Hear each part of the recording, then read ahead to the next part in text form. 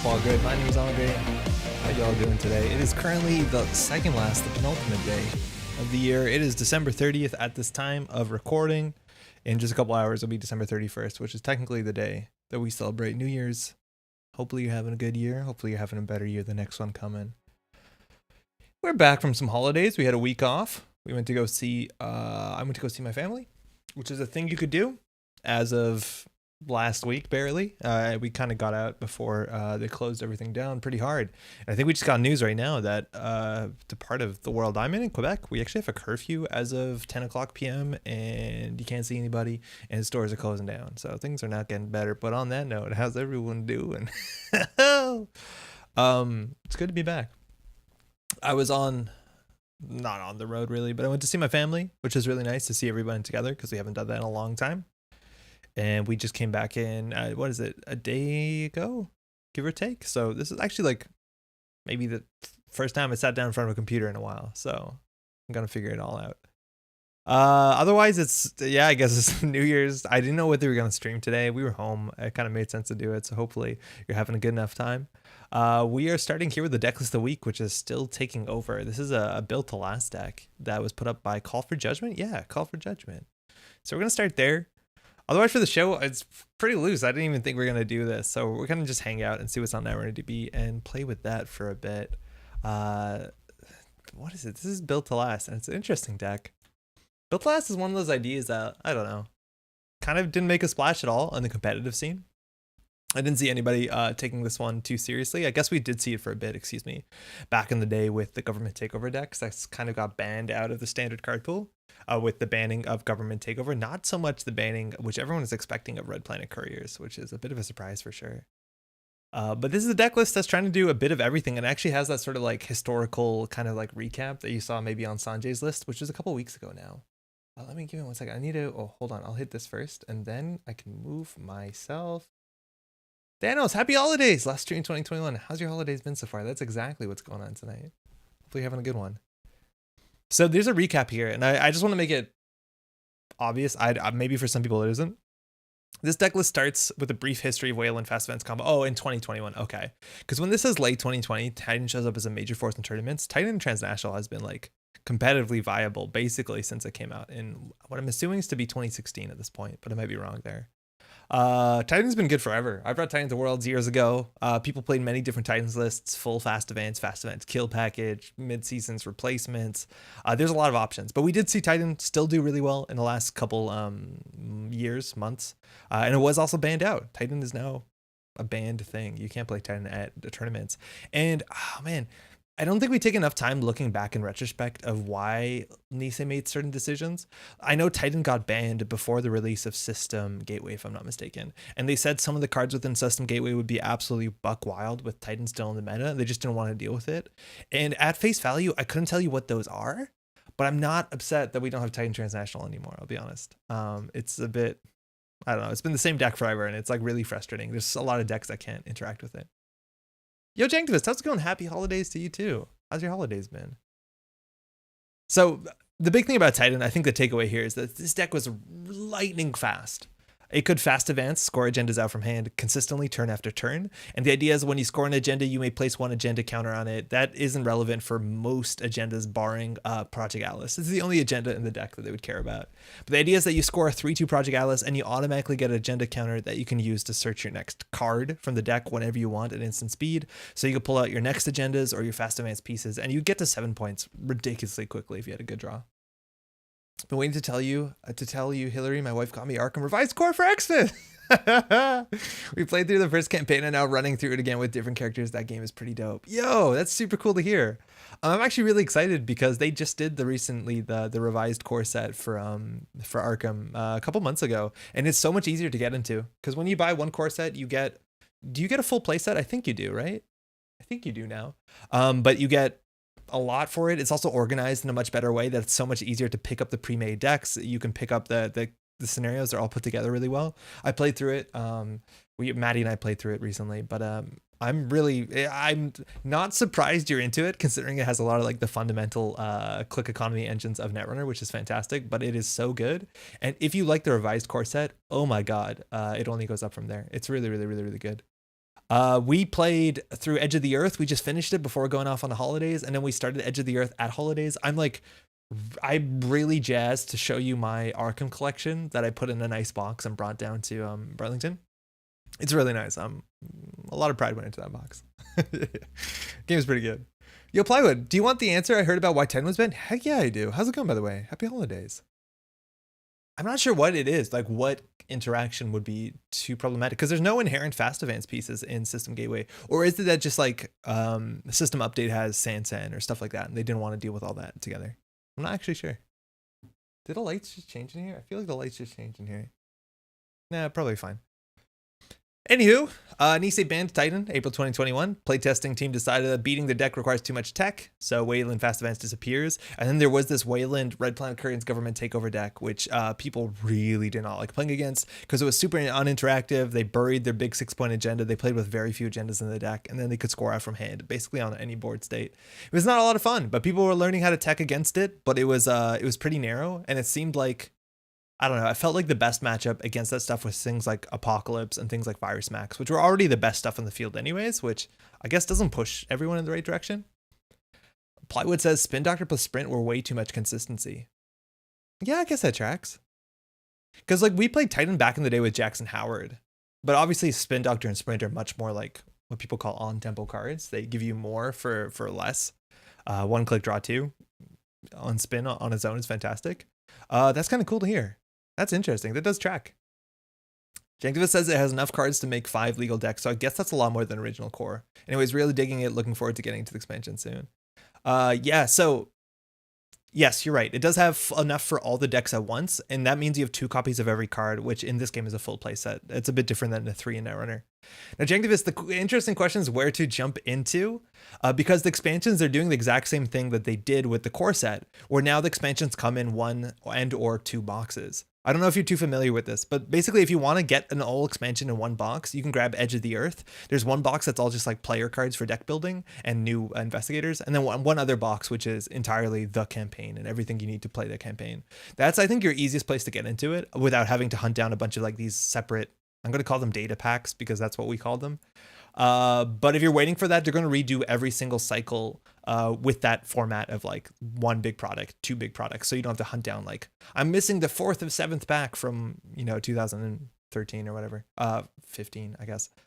So they're doing Dunwich, which is by no means the best cycle. It's the first cycle. So it's they have a lot to learn, but Edge of the Earth is fantastic. If you can find that, it's kind of hard to find around here. I don't think I have much else to say. Nisei banned Government Takeover.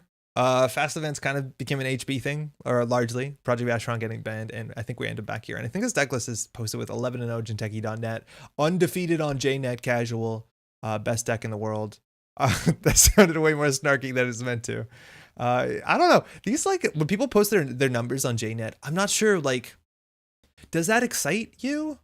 I guess it does. I feel like there's no way I just sound like a dick now, and there's no way to backpedal out of this. I want to know the deck is functional, but I don't. Now, if I lose with this deck, I'm bad, right? No, I'm kidding. Anyways, I feel like the like win rate on JNet Casual is like all over the place. It is. You can win with some ridiculous stuff. This is probably functional. Anyways, let's stop with that. If we look at the deck, we got 9 agendas, which is pretty standard for a lot of like mid-range, let's call that Wayland decks. You got the 3 global food initiatives, which you're not excited to score, but sometimes you do, and its existence is a really big deal because install advance threatens 3 points. Sometimes you score it out early, and then you fast advance the rest. But this deck actually can score at the global food initiative through some means, so we'll talk about that. Otherwise, you just play all the good agendas, Atlas, a single above the law, because that's all you can do in hostile takeover.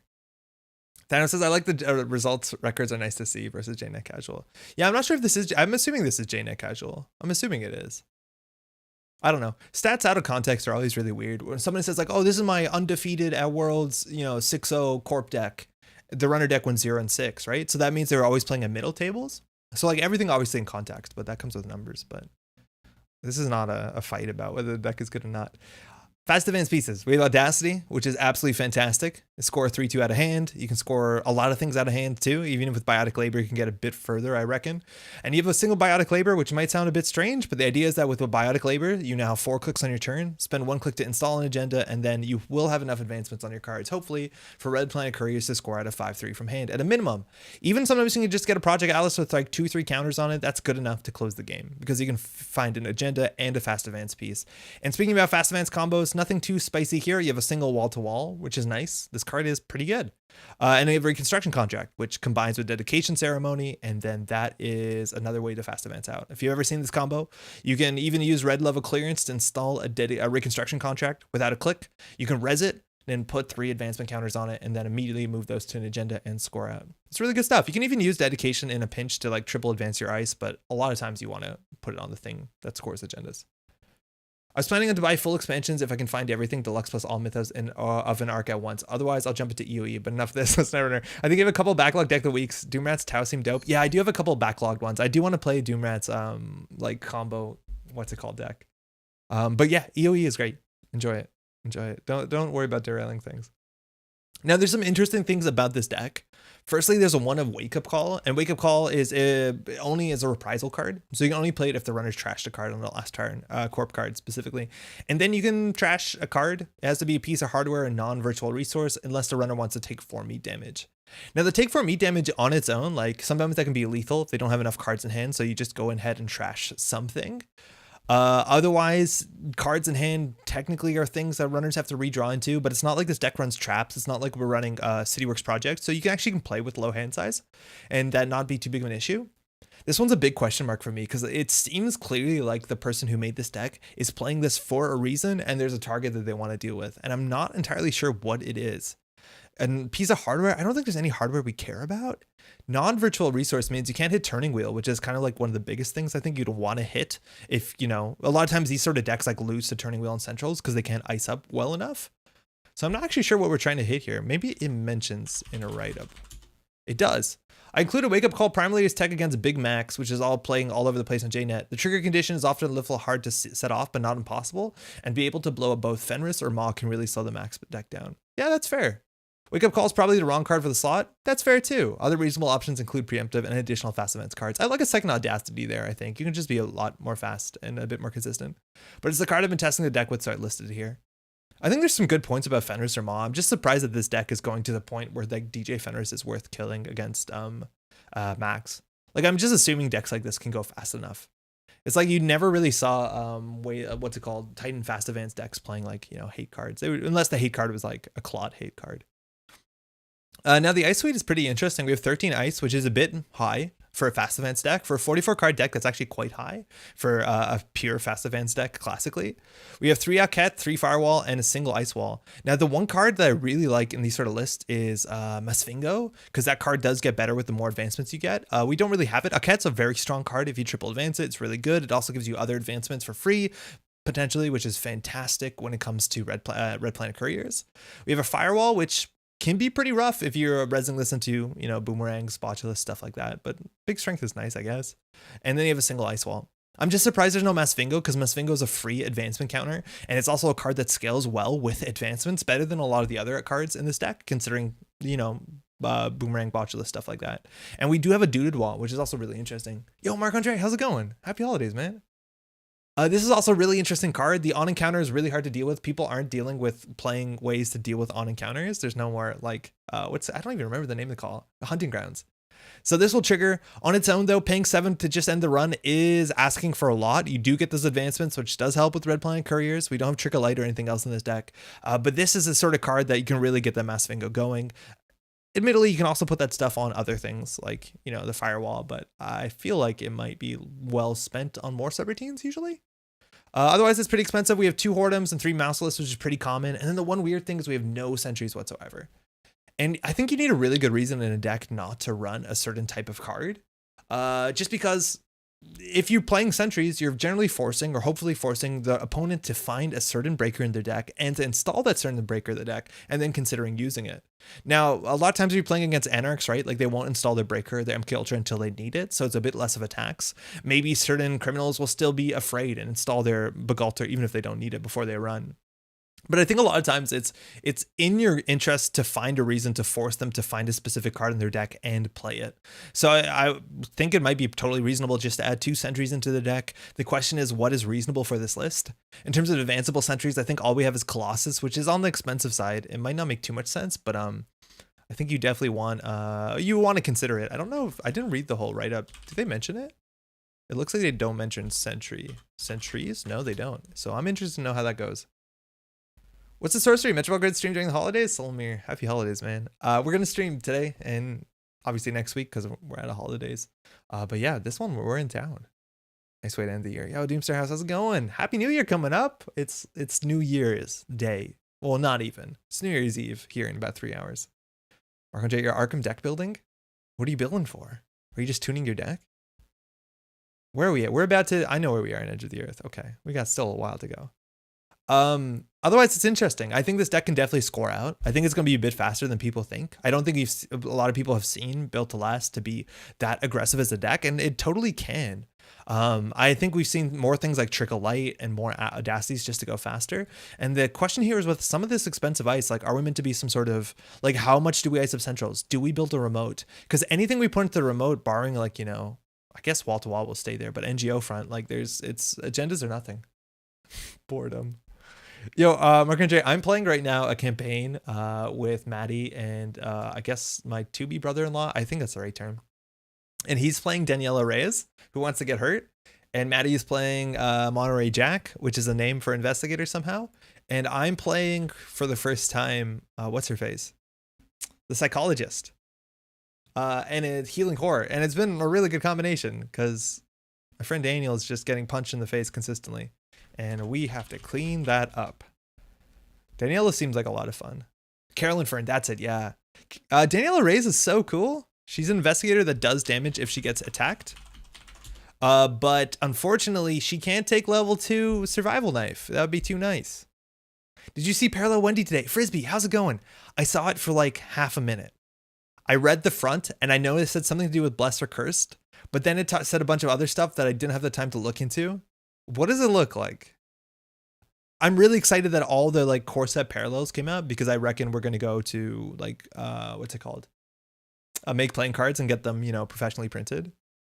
Well, I think we were waiting for Wendy, but I'm wondering if they're going to keep going into the other cycles and continue this sort of thing. Because it's a really cool way to increase engagement in deck building with, and I'm going to say this, and obviously it's going to be wrong, but with like, you know, minimal effort from the devs. Obviously that's probably wrong. But you know what I mean? If you don't know what this is, basically the designers in Fantasy Flight Games every 4 to 5 months will put out like, here's an alternate version of a card that you can print and play and enjoy it yourself. And that's not really an issue because Arkham's not a competitive game. So even if it's busted or unplayable, like at the end of the day, it's fine. People are saying she seems really strong, but I haven't played with Bless or Curse yet. Okay. I'm interested because I played a bunch with Bless. I've played very little with Curse, and I've played 0 with both of them at the same time. And it looked like she wanted to do both. We're good. We're good. We just have to hit this. We have to hit the play button. It's been a while since I've used the computer. Maybe we'll look at her in a bit. Runner. No, we're Corp.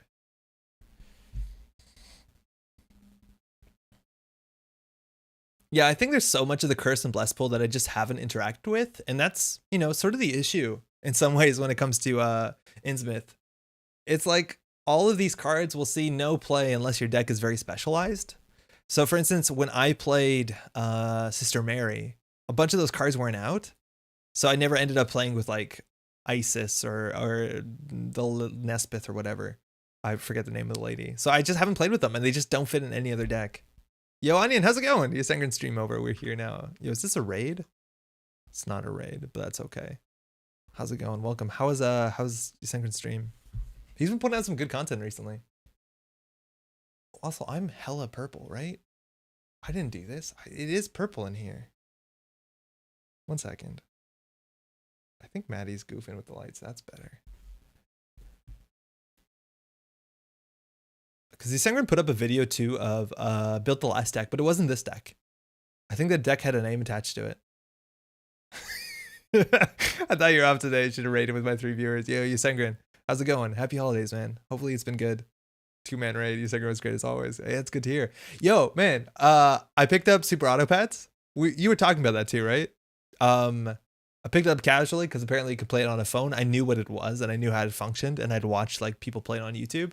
And I got my first 10 wins this morning by buffing up a big old hippo and putting a crocodile behind it. And I love, Maddie and I were like sitting on the couch playing it back when I was with my family, and we're, you know, yelling about like garlic armor and like buffing the horse, and it's really fun for everyone around us, I reckon.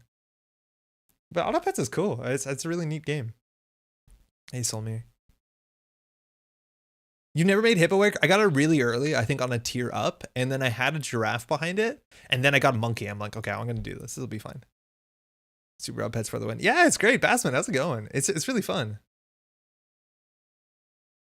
I am still really bad at it. There's a lot of things I don't think I fully understand. Oh, this might be ice destruction. Netrunner community is getting to Super Auto Pets. You gotta be worried about Flesh and Blood too. There's a bunch of stuff you have to worry about. Thanks, you too. But I know if I pay money, there'll be more pets. I'm assuming I only play against the people that have also done that gambit. But I think there's a lot I don't understand. Like I don't understand when to sell out of certain units. I think I've had a game that was gonna win, and then I had a 50-50 at front, and then realized my giraffe wasn't scaling it, or sorry, my monkey wasn't scaling it. So I moved my 50-50 to the second spot. I also just think you put melon armor on everything in the late game, which is a bit unfortunate. I've also been playing it a bunch recently, really fun. It's been good. Opening hand, like we have no economy, but I think we have very little economy in this deck. 3 hedge funds, and then we're just advancing cards, I guess. But I don't want to put a. This could be better. Yeah, this is technically better. Okay. I haven't played JNet in a while. This is going to be fine. How are you liking Deck of the Week? I have some strong opinions on it. So far, it doesn't look. I think we've talked about some issues, like I don't get the sentry thing. But otherwise, it looks fine. It looks fine. We could score out an Atlas here if we wanted to. I think we're just going to hunker down. I don't have any strong opinions on it. I guess we advance one of these. I guess we advance this one. I started watching some Fab Covenant content. Not sure I actually want to dive in. Seems fun, but not sure I want to invest in a format where I can't make the decks I want. Yo, I totally hear you. And right now, honestly, my Flesh and Blood like enthusiasm is a bit weird because they've shut down all in-person events. So like, I don't know when I'm going to be playing Flesh and Blood in person in a long time, which is kind of like the thrill of that. But I'm at that point too, where like a lot of the new cards that are coming out, the legendaries to like try the new decks, are very expensive right now. So like my best bet is just to wait a couple months until they are not that, which obviously is a bit of a bummer, but it'll get better. So we could jam behind a Whoredom and pre-install the reconstruction contract. So next turn we could do install advance, and then get 2 counters on it. I think that's probably worth the gambit. Issue here is that if we advance, they get a credit off pad tap. So we're actually in some ways better just clicking for a credit instead of using our ability. Because if we use our ability, we give them pad tap. I've been playing some Netrunner via video camera. Actually really enjoying that. There's a lot of people who do that for Flesh and Blood, who do webcam stuff. And I don't exactly have the setup, but I reckon it is fun. Fab feels like the news flash in the pan for me. It's still around in a year or two with the strong community. Take a look at it. I think it'll get that far simply. It's growing pretty good, and there's a lot of really good support, and the organized play has been very, very, very good. So I wouldn't bet against it. Like it survived the speculative bubble, which I think is the biggest thing. Because if people were just in it to speculate and to make money off of stuff, and then they left and the game fell apart. But so far that's not been the case.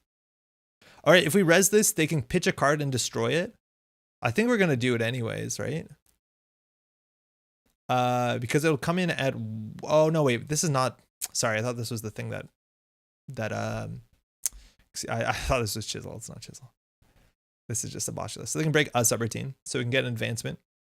This will give them a credit for the pad tab. And if they hit the Atlas, we cry. Yeah, that is actually the correct play, is to cry. So we can put advancement on something. I guess we'll put it on a Whoredom. We have to advance a different card? Oh no, we could do it on itself. Hold on. Put it on the Rico. That kind of says what this is, Thanos. I don't want to do that too much because that screams this is a Rococo. Otherwise, this looks like a wall-to-wall or like a, I don't know, Rashida. Watch this night. If anything, it was right to put it on the Arquette itself. We wouldn't got our built to last credit.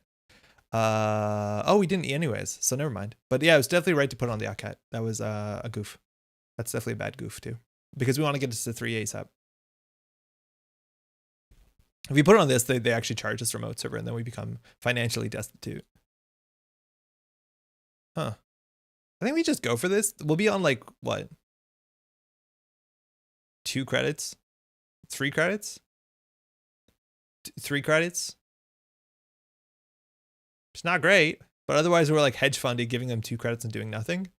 I'm going to go for it.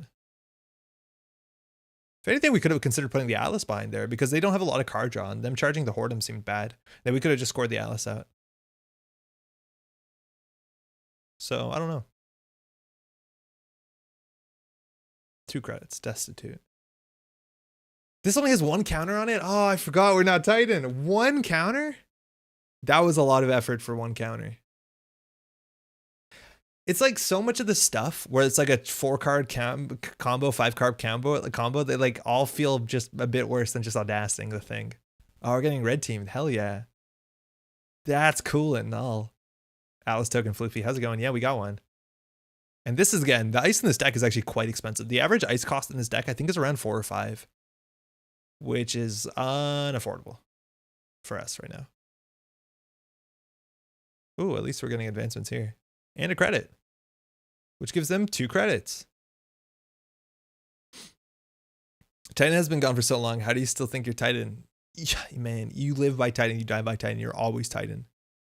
Choose an installed card. Okay. I'm going to be Titan forever.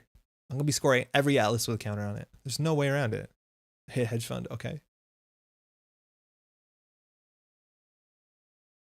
Advancing this actually doesn't do anything, does it? No, not really. Damn, that was a good turn for them. We have a Mouseless. That's classically a good card. Unfortunately, we have a Doodadwa, which we will never res. There's a big chance, understanding how expensive some of the ice in this deck is, that we should have taken a turn off to hedge fund. But like, I think we have to destroy this to put a Mouseless on R&D. Because otherwise, what are we doing? We'll never res this. We have to click to give them 2 credits? No, then we just don't advance this. We just click twice. Pad tap is making our ability look stupid. Also, you lost 2 credit by not advancing first, then using Rococo? Oh, that is totally true. Yeah. That is entirely correct. If we advanced the card first before Rococoing, we would have got 2 credits. Yeah, that's a huge, very simple misplay. Yeah, no, thank you for pointing that out. And that's going to have a huge impact on our game going forward. Okay. They still don't seemingly have the decoder. We'll draw once. We want to plug this in and plug that in. I think now we just do double hedge fund. Just so that they don't double up on their pad tap economy. But it's just not fast. Like, we're not doing anything on the board, so they can just set up and happily like Earthrise Hotel, considering running HQ for 3 credits. Firewall, the classic sign of a good deck. I don't understand why this isn't Masfingo. Still too much Titan in your system? 100%. Yeah, like Masfingo just seems like the better advanceable barrier. I don't know. It's like everyone's playing Botchless and Boomerang. I don't know why I'd want high strength. Give me subroutines. Oh, well, no, give me nothing. Take my ice away. I don't need my ice. Come on in. Water's warm. Ah, red team too. Red team's cool. Firewall's one of the bad decisions. I wouldn't be that harsh. I don't like the card. 5 credits to end the run. Masfingo's not that much better.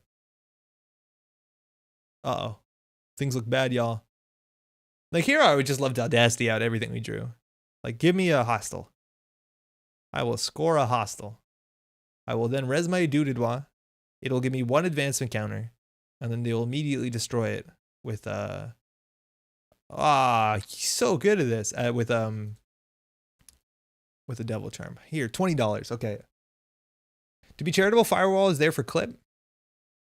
Oh, for paperclip. Yeah, of course. But Masfingo is like not that much worse. Masfingo on its own is like what? 3 credits? I think. It's what, 2 strengths maybe? Masfingo is so much better if you deck it right up as Titan RPC Biotic. Yeah, exactly. It's free advancements. Oh, wow. That is gross. So John Masanori made its way into decks as just like a clickless card draw card with obviously a downside you had to worry about, but like DreamNet doesn't, which is so weird. It's like you barely see DreamNet in decks that don't have the double link or the digital, but like this is a slapper of a card if you're running. Well, I guess we just hit the button. I guess we just put them on put ourselves on game point, huh? Not Titan. Come on. We're always Titan. Now, you see, Titan here would have a counter. And they'd use that counter to win the game. We have the top deck of Hostile.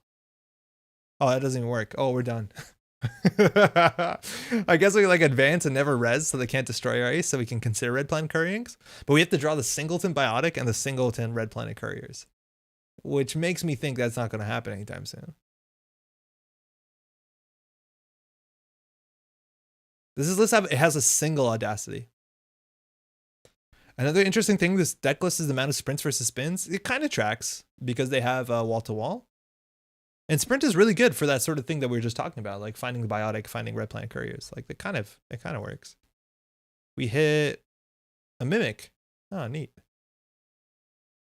That's cool. Mimic is a lot more playable when you can lower the strength of ice on call. And the leeches. God, Dream, that's so good. So now our deck is 1 Above the Law, 1 Atlas, 1 Hostile, and then all the foods. As soon as we lose one of those cards, one of the 3/2s, it's a nightmare. Spin is so much better than sprint. Not always. There's a lot of decks where it isn't. A combo deck's not. I don't think it is. No, specifically when this deck like has no way of scoring foods. Like it wants to bury the foods. It forces the runner to run. That is true though. That is true, but I don't think it's strictly better. I think there's a lot of decks that would want one or the other. And wall to wall is a good reason enough. But now, oh, they don't have breakers, which is the thing. But I reckon this deck is actually pretty breaker light, and then it more has like Botchless and Chisel, and again Devil Charm, maybe even Hippo too. Ooh, Career Fair. Ooh, money. Okay. Red level. Spin doesn't really force a run unless the runner's trashing stuff. This is also a nice enough card with Spin Doctor, but I do not want to play this just to draw 2. I want to play this when we have to go to bed, when we have to break lock. I'll draw, and then I'm going to ice up HQ here. The thing is like, do I want to pay? I could actually maybe considering drawing another there, but do I want to pay 5 for the Firewall? Honestly, maybe. Our money's not that relevant. So for Red Planet Couriers, we ideally want 5 advancements. Admin. Oh shit, Admin 5. Okay, I'm glad we did not do the Firewall admittedly as much as we could have fixed that. We'll res the Ice Wall here.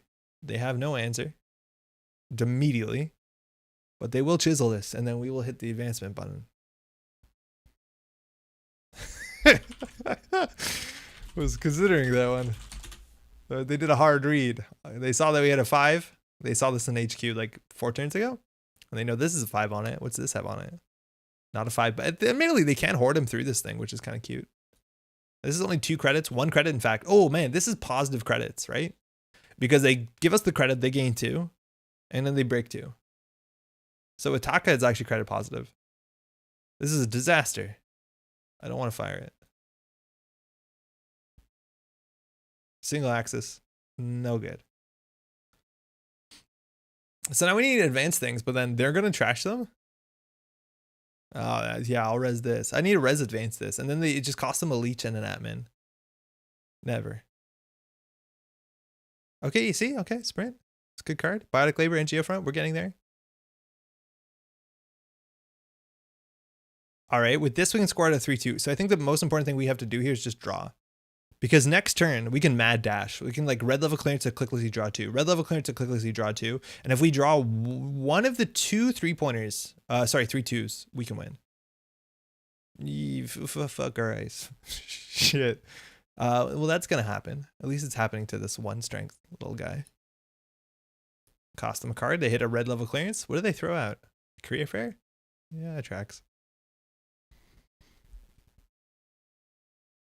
But if we talk deck a 3-2, we're golden. In terms of other combos, like we played both our dedications, so these red level clearance have no additional like trick value. Oh, that's a problem. Not shuffling back the GFI with the sprint. No, I'm okay with it in the hand. I think they're gonna hit R&D more than they're gonna hit HQ. I'm okay with it in the hand.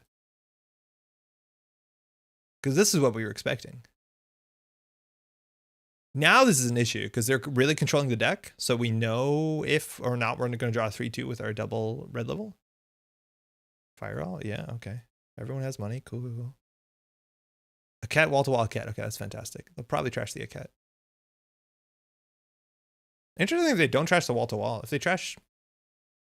Probably trash the bottom. No, they trash the wall-to-wall. Okay, well, we're going to have that cat out. That's for sure. So we draw one, we're drawing into the other a cat. So I think we draw, install, install. Okay, we'll go from here. Yeah, a lot of times I like keeping the agendas in hand, right? Because I don't think there's that much HQ pressure on right now. And 1 and 5 here, they haven't showed any HQ multi-axis yet. I'd be more surprised, you know? I think they would play Stargate more often. Hey Lox, how's it going? I don't know what that emote is. I'm worried it's spam. Maybe it's not. All right, I've had worse. Draw, Earthrise. Okay. Clicklessly draw 2. See where we stand. Don't stand good enough. Ooh. Solom, how's it going? Happy holidays. I think we just gained a click here. I think our money's fine. So we want to sprint. An Audacity. So we have Biotic Audacity, which lets us score out of 4-2. That's not good enough. So we're going to shuffle this in and this in. So I think at this point we just like hunker down. By hunker down, I mean divert attention in every direction. Whenever I'm playing FA, I'm just like EUGFI back to the deck with you. Now, there's some reasons why I want to keep it. It's technically, with our hand, it's not possible, but this deck can fast advance out of Global Food Initiative, either through Red Planet or through some convoluted, like, red level clearance, reconstruction, double dedicate. But, like, that plan that bird has flown for sure. But if we want to commit to start advancing things, we could, once we get 5 advancements, like, they have to respect the Biotic Labor. At that point, though, it's in our best interest to advance ice that we have no intention of rezzing. Because if we do that, they can't trash our ice. Because as soon as we res ice with advancement counters on it, they'll probably chisel it. We've seen 2 so far. Oh, rebirth into Omar. Oh, that's actually an issue. Oh, Quetzal. Fucking firewall. Ah, firewall, get him. I don't think there's a point of rezzing this. At least we'll get free advancement tokens, which is kind of our plight. What are we advancing? I think this one. Now, the one thing Sprint can't do is fix a Stargate, right? Bad publicity, Trickster Taka, 5 strength admin. Let's go. Put it on the NGO to scare him? Oh my god. That'd actually be way smarter. You're totally right. I think if anything, we double advance the NGO front and we res it. Red Planet Couriers just says from cards, right? Wow, they're giving us no money. Okay. Yeah, you're totally right. Hordem RPC. So we lose RPC, we lose that win con. That's fine. Didn't need it. We haven't seen Dakota yet. Lox, how's it going? Let me just check what it says on RPC. All cards to all a card. Nothing to see here. So, okay, so we could, yeah, the NGO would actually was legit. They've gone through most of their deck. Yo, how long is it going? Hello, sir. Good evening. Happy holidays. How you doing? You had to throw out 3 cards here. We still haven't seen an orchestra. I don't know whether we're going to see a fixed strength breaker. I don't think we are. So what did they trash? The Hordem. Wow, we have a Red Planet Couriers in hand. Wow. We just have to advance things and we can win. 1, 2. Oh, they're so gonna run centrals here. And then we'll advance this, I guess. How much do we need for combo? 9? Get rid of the trashable. We can win this turn if we're really fortunate. We're gonna need to keep 9 credits because it's 4 for Biotic, 5 for RPC. We need to keep 5 advancements on the table, which means we can't really afford to res any of this stuff, because if we do, it gets potentially destroyed. This is the one we never res. We never res this. Otherwise, Aket, they actually could break once with Quetzal. Mouseless, it's terrible red. How many credits? Yeah, how many credits? We need 5 advancements, because this says 5 on it for sure. But we can do it. We just got to hold on. And by hold on, just mash that go ahead button whenever they do anything to us. They got 2 on Puemo, 1 in Taka, 12 money on liberated counts. Earthrise still drawing in 11 cards in their stack. Haven't shown a decoder yet, but I reckon they have Atman and probably some amount of Simul chips. Considering they have Chisels and Atmans and Botulists, Simul chip would be a pretty expected use of influence spend.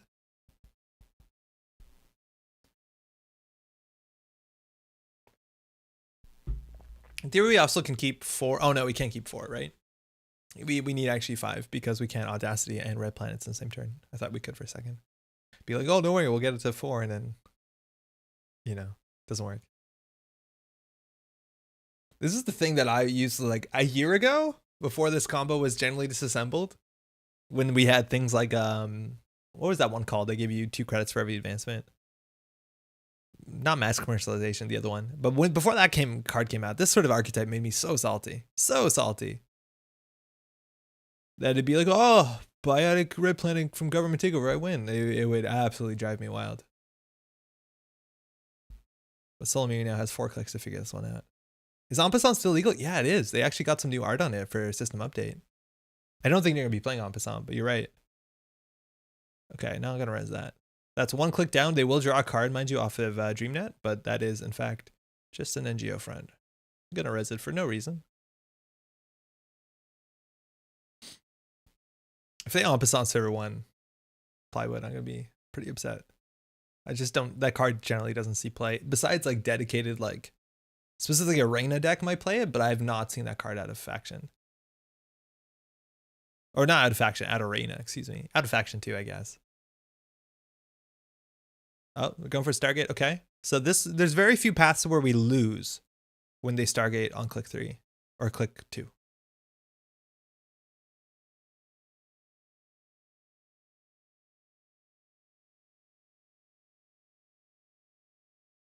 I can't believe they didn't trash this. Like, this is a card you lose to. They had no smart way, seemingly, to deal with it. In an Ice Destruction deck, it wouldn't be out of the turn. No, it wouldn't, but this sort of deck is, like, not entirely Ice Destruction. Like, it still has a good value engine, and En Passant specifically doesn't, like, line up with that. Right? Like, they're playing red team, right? Like, they're playing... well, okay, not 100%. It's just, it's a tall ask sometimes. All right, they got the food. That's 2 points, 3 points if they mad dash it. So 2 clicks left. Even an Ice Destruction deck is not that great. That's kind of the part of the problem. It's not amazing. It's also a sort of card that you would combine with generally economic denial, and that's why it shows up more on Reina, right? Because the idea is that they're choosing not to res because they think it's a good idea, because of economic denial, because of other things, and then you En Passant them. They just did this in here. It'd be like, oh, that's a weird card. That probably is their 47th card. Strange why you're not playing 45. You know what I mean? En Passant synergizes as well with Hippo. Kind of does, yeah. It kind of does. We haven't seen a Hippo yet, which I'm surprised about. Yeah, it's cute with Hippo, that's for sure. I've never really seen those two together. It's like the other one, Run Amok. Like, Run Amok is so massively expensive for what it does, but it's fine. It's like consistently like the 47th card. I would say Run Amok is... Ooh, Admin Cleaver. They're coming in. They got a hot 1 in 5 here. Singles in your area. Do we res the Aket? No, we just have to hope. Do you guys believe? Do you guys believe in us? Do you believe? Please believe. It's an Audacity. Oh, we believed in ourselves. 2021 special. Let's go. I'm so surprised they did not Stargate this. Biotic. Serve it 1. Hit the button that makes you win. Make a game.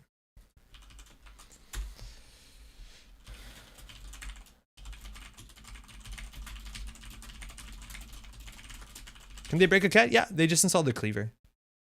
It would cost them no credits. Yeah, they put down their cleaver. They trashed their admin because they had an MU issue because it was Leech, Stargate, admin, which is 4. So they trashed something to put down their cleaver. They couldn't break the mouseless, but at this point, it didn't really change much. Actually, resing the mouseless is probably a fine enough hedge because we could still score out at this point. But if they stole the 5/3 and we had the mouseless res, they would be tagged and then we could do damage to them. I'll listen to Singer now. Good night, everyone. Yo, Onion, good night. Have a good New Year. Huh? Thanks for dropping in. Yeah, so there's some reason why we'd consider resing the mouseless there. In retrospect, we were hoping the 20%. Oh. So apparently they had no decoder whatsoever. They're not even running a single black orchestra, which is Atman is basically their decoder. So they were like really hoping that we couldn't get down what's it called and advance it, which is funny. Aduda was on 5 as well. Atman's probably a nightmare. Absolutely probably a nightmare. So much of the ice in this list is at 5. Oh, hey Solmir. Or drew the buzzsaw later. Oh, you do have a buzzsaw. Okay. So there is a buzzsaw. Excuse me. So much of the ice in this list is at 5. It's like mouseless. Admittedly, Firewall like scales, and then we have a Doodle at 5. So the Atman 5 was sick. Have you seen the new card bot generator? No? What's that? I'm down for another one. I want to know what this card bot generator is though.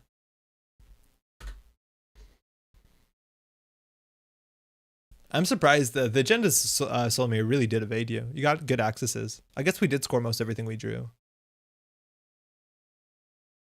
All right, let's do this. Robo Runner cards. It's called Robo Run. Thank you. Yo, Sads, thanks. How's it going? Against Adam. Okay, Adam has to make some decisions. Netrunner cards generated by neural network. Blueberry Diesel. When you solve Blueberry Diesel, host the top 3 cards of your stack. Shuffle 3 cards from your heap into your stack. Draw 3 cards. That's marginally playable.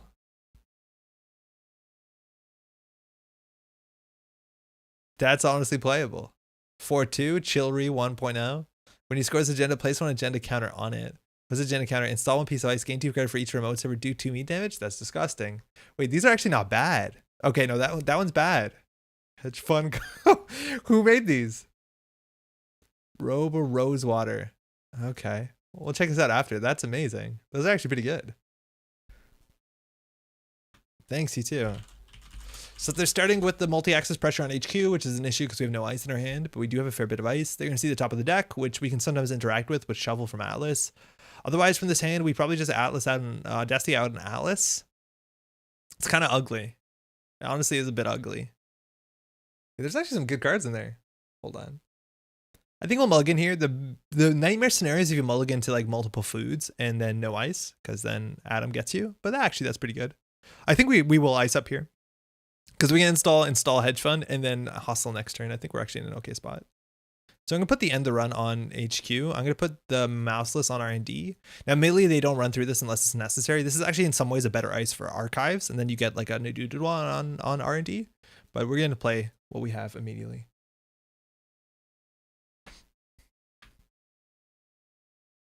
All right, Rozeki casts. They've drawn a brain chip. They played a sure gamble, so that's a really good economic start.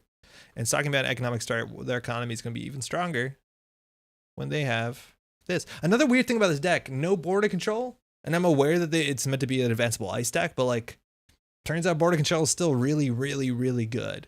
And it's one of the best things we can do against Adam. Like, we're never going to keep Adam out of any remote ever, unless they just like brick draw. But with this emergent creativity coming down on turn 2 for probably an Ngolo, yeah, we're done. It's now an economic war, and we just gave them bad publicity. So not a great start. You can't understate how good of a card sometimes border control can be. I think we actually could push them from a Doodle, but a Doodle is not a good card for a remote server. They break this for 3 credits with bad publicity. We res it for 7. This is the sort of card you want them to run through over and over again. It's the kind of card you want on R&D specifically, or HQ if they're very aggressive. Start with a sprint. Finding this early is good. I just don't think we ever deal with a Doodle. This is nice to put in a remote server. Are we getting rid of the red level?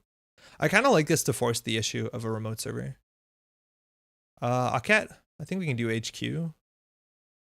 A Doodle on R&D in our game at first? It was, yeah, Solomir, but we obviously could not afford it. I goofed it up really bad too when I scored out my first agenda.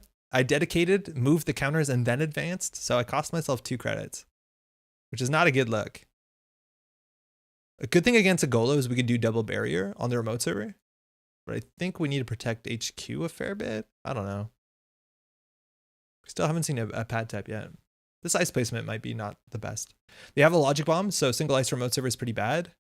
Rain chip, preemptively, and then they drew a career fair off their free draw. Ah, no, it's back. Might given form.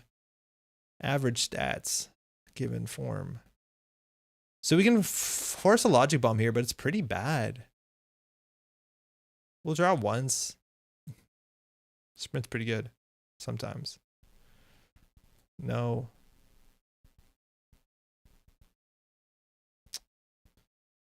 I'm gonna put this in a new remote just to draw. Oh. Yeah, that's not right. A Dude on firewall is cute. Yeah, if you're on admin. That's a 13 cost server that they break for like not that much. Let's just say I missed.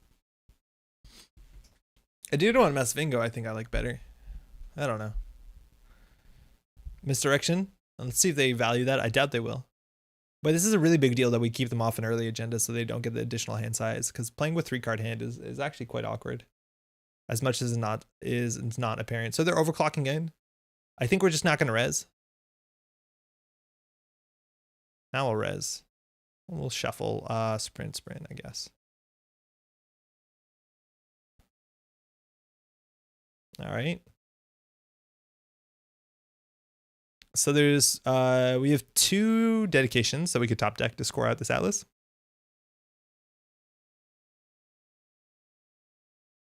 Ah, that's interesting actually. We can't destroy the virtuals, so we can't deal with the logic bomb or the directives, but we could trash a brain chip. In fact, if they trash something, that kind of has to happen. But like install advance here on the NGO front behind a Hordem, they res it, we spend 4, they break for 3 with bad publicity, and then we gain 8. And it's our whole turn. Like, it's just not a good trade unless we have a second piece of ice here.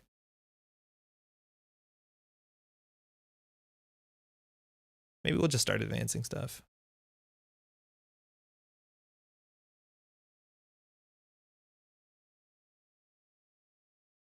First time our ability's been relevant. And like our ability's always relevant. It's like click for credit plus. But like we only have 1 biotic. Aket? Yeah, we're gonna advance the Aket for sure. Advancing, they break mouseless all of it usually anyways. So advancing that doesn't matter. Advancing the firewall is like kind of cute, but they'll logic bomb it if it's a problem. Aket's nice though. I think I'll res it. I don't like showing what this is. It forces some money. Yo, Squid, how's it going? Finally got a stream. What's the plot for tonight? We're starting with the deck list of the week, and we're going to go back and catch up on a deck list of the week we missed, I think, last week, if I'm not mistaken. If they trash this, they're actually weak to wake-up call, but I feel like we just want the money. How's your holidays been? All right, MDC, she's installing an Earthrise Hotel. And charging here, we'll raise this for 4. And merely with bad publicity, this still can be quite annoying. This is what? It's 2, 3, 4, 5.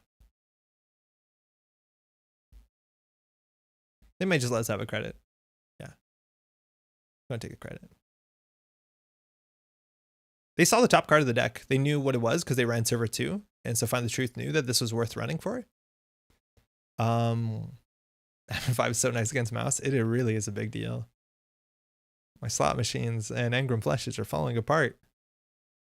Like, I just don't know what to do here. Like, we can't really jam. It's not taxing. We could do double Hordem, install reconstruction contract. They might actually struggle just to deal with that financially, to like break both of them and also have enough for this. I think that might be fair. If that's the case, we can draw once. Ice Wall is honestly annoying as well. Right? Because it's 2-3. Whatever. Again, border control is just like so good in this matchup. We also have to pay attention to what they're drawing. All right, Rizeki and Overclock. Overclock is going to solve the issue of running the remote. Is this card for card the list from NWE? It looks very, very similar. You're Jaina casual and pretend you're playing Builder Nations, advance everything once. I think you're onto something. Give a Citadel. Advance ice and hope they mess up. Dude, stop it. You're nobody's friend. 7? You want me to pay 7 for ice? You are not an Anansi. Sit down.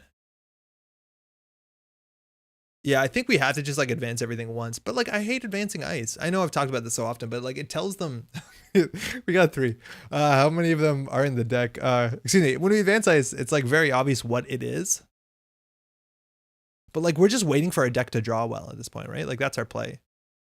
I hate what I've done here. Unless the perfect play. I'd rather play Builder Nations. I think Builder Nations has a higher... if they install a political operative, we're doomed. Because this card stops us from dedicated comboing. Why won't you show political operative, Janet? There you go. Shit. Emergent creativity, probably for a paperclip. That's what my money's on. Oh, they're discarding a paperclip so they can get out their Begalter or whatever their killer is. What is their killer? What's the killer in the NWE list? Oh, a Sports Hopper. That's kind of sick. So they throw their paperclip out, get a Sports Hopper on the table, get a shuffle. So they have access to that. They play the misdirection. Okay. Worried about the tags. So this is our only res. So we actually get all three. So we'll draw first. Sprint. Place an advancement doesn't give us a credit, but we'll still do it. Oh, man. Let them trash something, kill their brain chip. It might not happen because they could easily have more than 4 cards in hand. It was like a play, I think, a couple turns ago. But they'll have one more.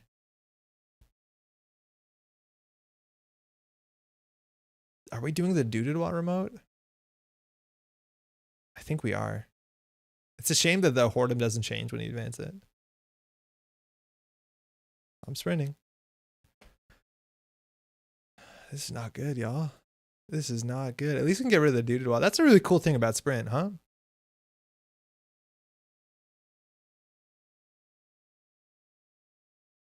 Okay, into Firewall is not bad. The paperclip is going to make it a bit ugly.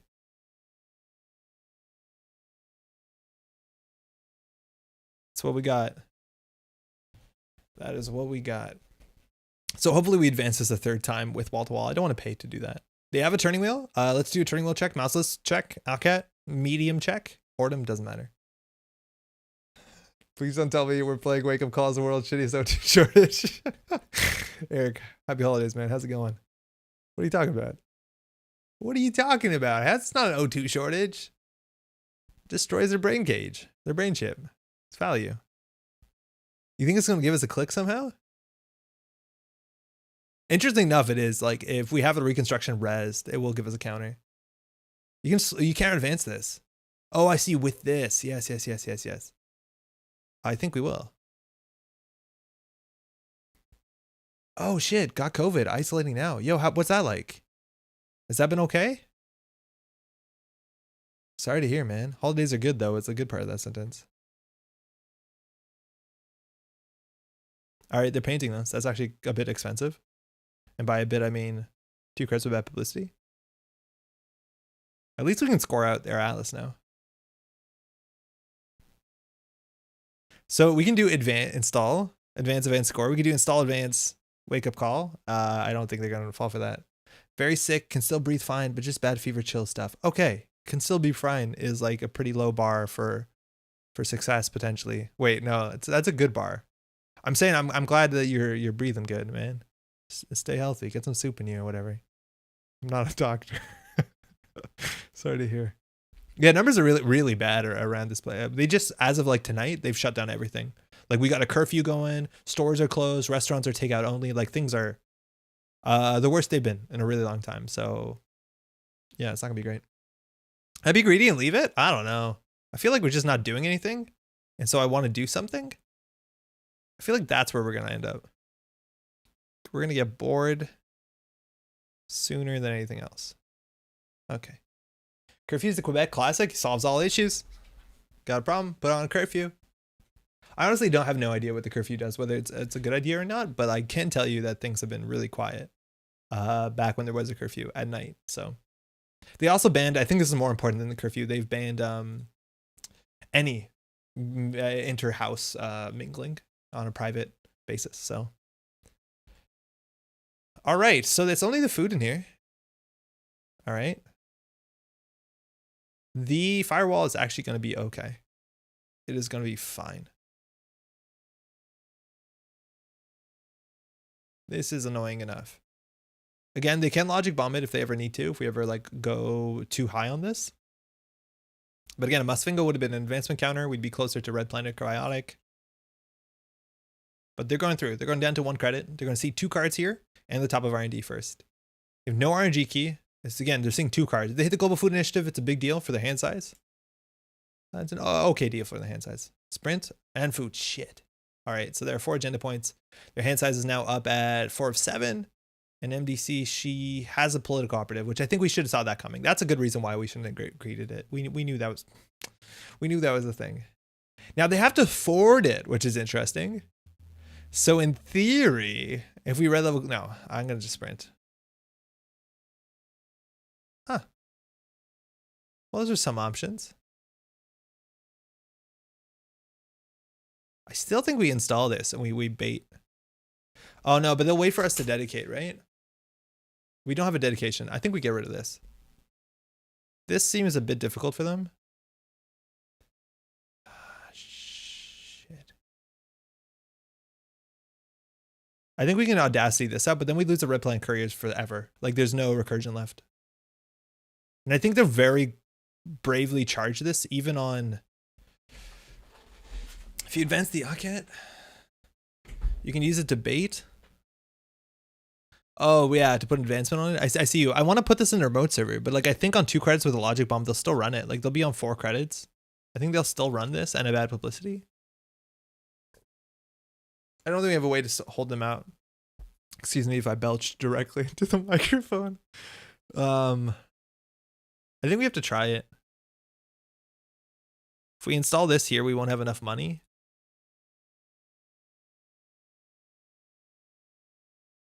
I'm just going to do this as a, you know, ooh, misdirection. This seems pretty weak, honestly, as a play. Use it to keep them out of HQ for a couple turns. Yeah, it's expensive to advance it. I honestly don't mind if they run HQ, because it's quite expensive for them to do so. And again, it's quite expensive to run on top of our need. The question is whether they run this. For a non-advanced card, like this looks like a wall-to-wall, which I don't think they'll bite. And we're honestly kind of happy to score out an Atlas with no advancement tokens on it.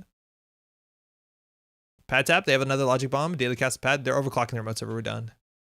We're done. That's it, y'all. Good game. We have no tricks. We have no tricks. This actually might force out a logic bomb.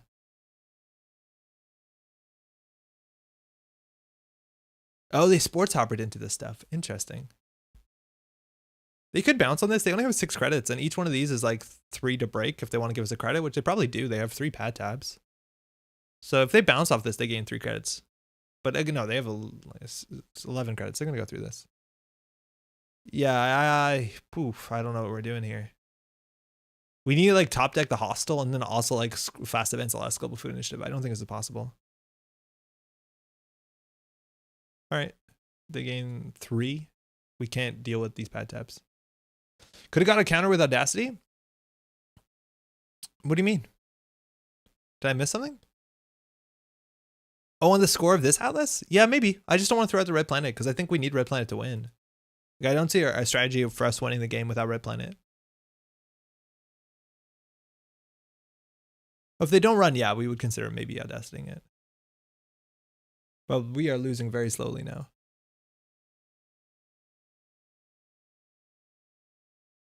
Okay. Barely a speed. I'm surprised they ran this. Like, this looked like a wall-to-wall from a mile away. But hey, she called it right. So what do we have left? We have 1 reconstruction left. But again, if they have at least 4 cuts on their turn, we can't do it. I think if anything, we'd actually rather trash political operative than we would trash the brain chip. Daily cast coming down. And a logic bomb. It's taunting us. It knows. Draw once. That's bad. That's not good. So I think we need to get to 5 advancements. So we'll put this into server 2 and we'll advance a thing. I think it makes more sense to always advance the firewall, right? It just kind of shows away something in hand, which I don't like. That's a bit ugly. Oh, we have to zoom out because of their stuff. Right. I forgot. It's like, why are things so small? Okay. Dirty Laundry Archives. Oh, remote. Fantastic. That actually does cost them time and credits. I'm kidding. They gain 3 credits when they hit a Hordem. Ice like this, like the Ice Suite, like Mouseless and Hordem and Aket to some extent got so much worse with Pat Tap being around. Like considerably worse. Like with the combination of Pat Tap and bad publicity, oh my god. Sometimes this is just absolutely disastrous. And the thing is, like, it combines really poorly when it comes to Wayland. Because a lot of the Wayland games are like fast and loose. Like they don't have time to spend 3 credits, 3 credits, 3 credits. Like they don't. So then a lot of your credit positive ice becomes such a liability. Ban runner assets, man. They trashed the reconstruction contract. They're forced to. They did see the top of R&D too. So at least if they see an agenda, this will be over soon. Looks like no. Looks like no. And we have to pay more attention that they know what we're drawing. I think I'm not paying attention to that fact. All right, triple Dezeki, triple pad tap, double logic bomb. Bring back scarcity. Like, what do we do? I'm gonna play wake up call. I'm gonna do it. Wait, we choose the card first? Oh, that's upsetting. Whatever. I just want to do it. This is not the right play. Especially click 1. All right, we got a mad dash, useless. Dirty. Okay, it's fine. What we do, he says, he draws a second wake up call. That was the first one. Shuffled back. Thank you. Well, we really just don't have proactive plays until we draw into the perfect stuff. So double neural, get him. Punitive, get him. Oh, it's an MK Ultra, so they have an MK Ultra in hand. But we don't have sentries, so like this doesn't matter. There's just like no proactive play on the board right now, besides like hope that we draw into Biotic Labor. Which again, I said proactive play incorrectly, I guess. This looks kind of like we're throwing, which I'm okay with. Complete image. We can, in theory, can complete image Adam like nobody's business. Like no one's business. This is the bravest Project Atlas. The bravest. Oh, sometimes this is the right play. If you're in such a bad situation, you might as well just go and solve advance and see what they think. Oh, okay, cool. They're calling it. That's good. That's fine. Oh, they have 22 credits. That's fine. 21. It's fine. Oh, they're going to get 3 more off this? Oh, that's fine. Okay. Okay.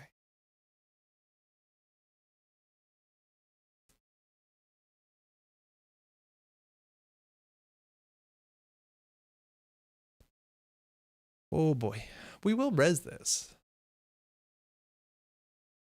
All right, got him. Yes.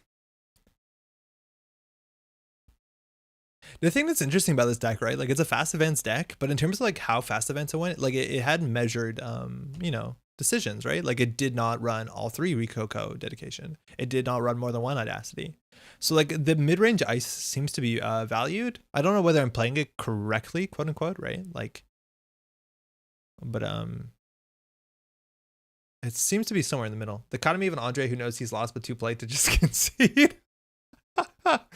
Yo, man, I have learned admittedly too many times that sometimes not conceding is the right thing to do.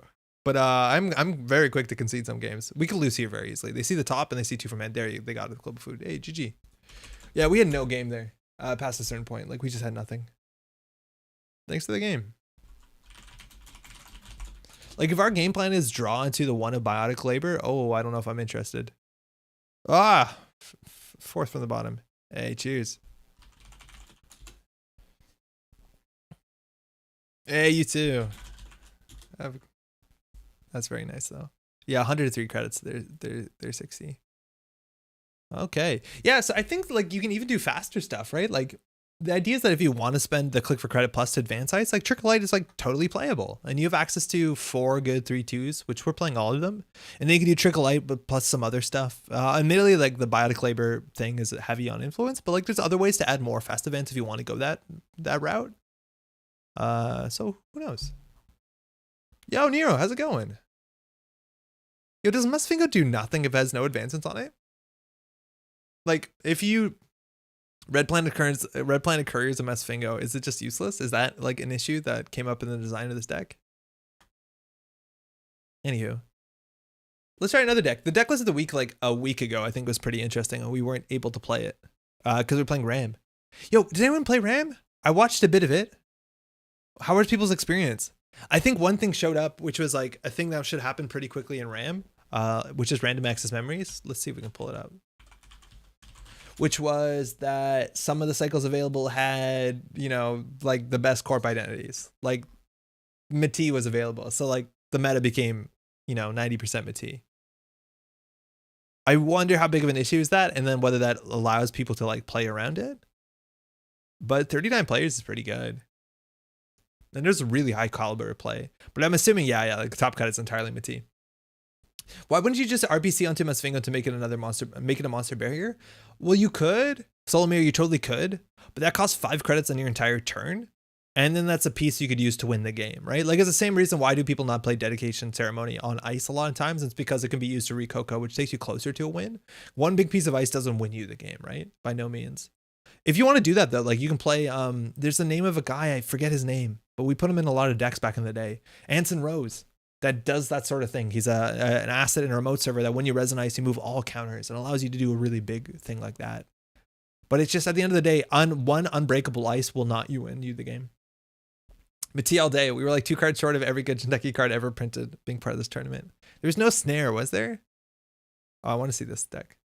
Sometimes a runner can't really afford to break a 13-sub Masvingo often. That's fine though. Like, even if you can never run R&D or HQ or the remote server choose one, you can still win the game. Like, it's you probably want to score out the agenda is my guess. Wait, Friends in High Places was available? Oh, man. It says the Métis deck. Agenda Suite, honestly not bad. Fire Weaponization is a cute card. Actual jokes, though, because the only time I did that was a draft league game where I had no use of RPC. You can do it. No snare, no Badakata, no Anansi. Yo, Sanger, I knew you drafted CI, and if I'm not mistaken, I tuned in and you said, like, oh, if I had more time, maybe I would have built something different, or did I mishear that? But yeah, I think this is going to be an issue, and maybe issue is not the right word. Maybe some people like it, but like I feel like RAM has a chance of having a very homogenous meta pretty quickly, just because so many people are going to be playing. You know, when we did our test RAM, the good IDs, the quote unquote competitive IDs, were so thin on the ground. And as soon as like Métis shows up, you need a really, really, really, really good reason not to play Métis. These win conditions. All right, Sanger, what'd you put together? Alex Talbot. Okay, I like where this is going. Lots of clearances. Red, blue, violet. Scarcity. Okay, good. Friends. Fantastic. Making friends everywhere. Brian Simpson Jinja. Okay, we're playing with some of the grossest cards. We actually have like just remote server ice. Fairchild 3.0 is fantastic. So I imagine that Métis played that too. You have Surveyor, which is great. You had Architect. Hagen IP block. And it was just, this is just Glacier, huh? Yeah, I see what you mean, like no win conditions, because there's no like direct win conditions. It's just literally, you know, ice, score behind ice. No defensive upgrades, nothing. Eric says, I think RAM can result in really solved metas just because of the side of the card pool. I 100% agree. And I think that's the sort of thing that we saw at the first one. And I think that's exactly why people are recommended or highly incentivized to try and build a deck in 45 minutes before somebody like, you know, really figures it out. But yeah, I think that's what's going to happen. Is like if you say let somebody brew on the RAM list for a week, they're going to come up with, yeah, this seems to be the best RAM list. The question is whether you can do it in 2 hours. I missed that Ash was in the set. Oh shit. Okay, yeah, that would help for sure. My issue with the CI build was for a bit I went for fully op and didn't take all the bad support cards out. Ah, beans. Wait, you had fully op in there?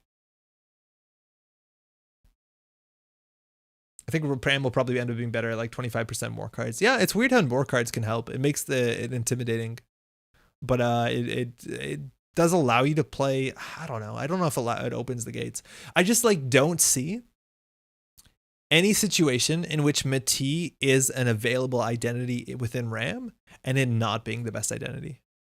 Like there's no situation. Like there's a chance that CI is available and is not the best because CI is like really dependent on ice support cards. Maybe if you have no good Jinteki ice, you don't play Métis, but even in that situation, I think you do. I think the RAM things are fun just because they're like so low stakes. And if a RAM is an ass, you get to play a new one in 2 weeks. And it's better than established memories. So yes, I do agree with that. Like I don't think it needs to be scrutinized too heavily. Like it's a very casual event. Like top 3, what is that? That's wild. That's so cool. And people are having fun and it's like goofy. So it doesn't have to be, but looking at it, right? I had that on Tuesday and you had to run 15 agendas. What did you have on Tuesday? Oh, to play a legal Jinteki deck? Oh yeah, that's probably rough. That's probably really, really rough. But yeah, I think this is not a surprise that the top looks pretty the same. On the runner side, it was like entirely Cabinessa, right? RAM number 1 Wuzeki. Like this can't be too splashy of a list. Yeah, Begalter and Gola Lamb, Rizekis. Yeah, that's all you need. A single Maw is cool. Oh, Aaron. People running Jackpot because they have to, I guess. That's fun. So Métis was, back in the, when you were, I see. Okay. What Sengren was saying is when he did a test RAM, you had to play 15 agendas to play a legal Jinteki deck. So Métis was not considered an option. And yeah, that does track. I guess that's true. I guess that is true. There are some situations in which it is quite bad. In some situations, like I believe, and again, I'm not saying this is necessary, but like this sort of deck building, like, hey, for this meta, we have these packs to work with, probably would be more interesting if the packs were bespoke. Right? Like if the packs were made by like Nisei. So if it was, this is the Nisei pack 1 that has like, you know, part of this and part of this and part of this, and no pack has a clear winner and no pack has like only one good identity. Immediately if you do that, then maybe this becomes unapproachable where people are like, I don't know what's in Nisei pack 7 or whatever name they give it. Andre, that would suck because then all the decks would be like fair or like balanced. All right. Apparently we don't want that. That's fine. That's fine. No, I hear you. I hear you. I'm really excited that so many people got involved in this, though. This is really cool. I'm definitely going to try and do one of these. They're every month, right? Or every 2 weeks? That's more than every month. Anywho. Okay, wait, this. So this, no, this is where I came from. Magnetic Ether is attached, runs Robo-Runner cards. Okay. So this is what they put together, which seems to be a neural network that creates Netrunner cards. So let's do a quick review. For those who don't know what a neural network is, you're very much like me. Maybe we together can find someone who can explain it clearly to us. Otherwise, I guess we're supposing it's a computer, right? There's one on Saturday? What?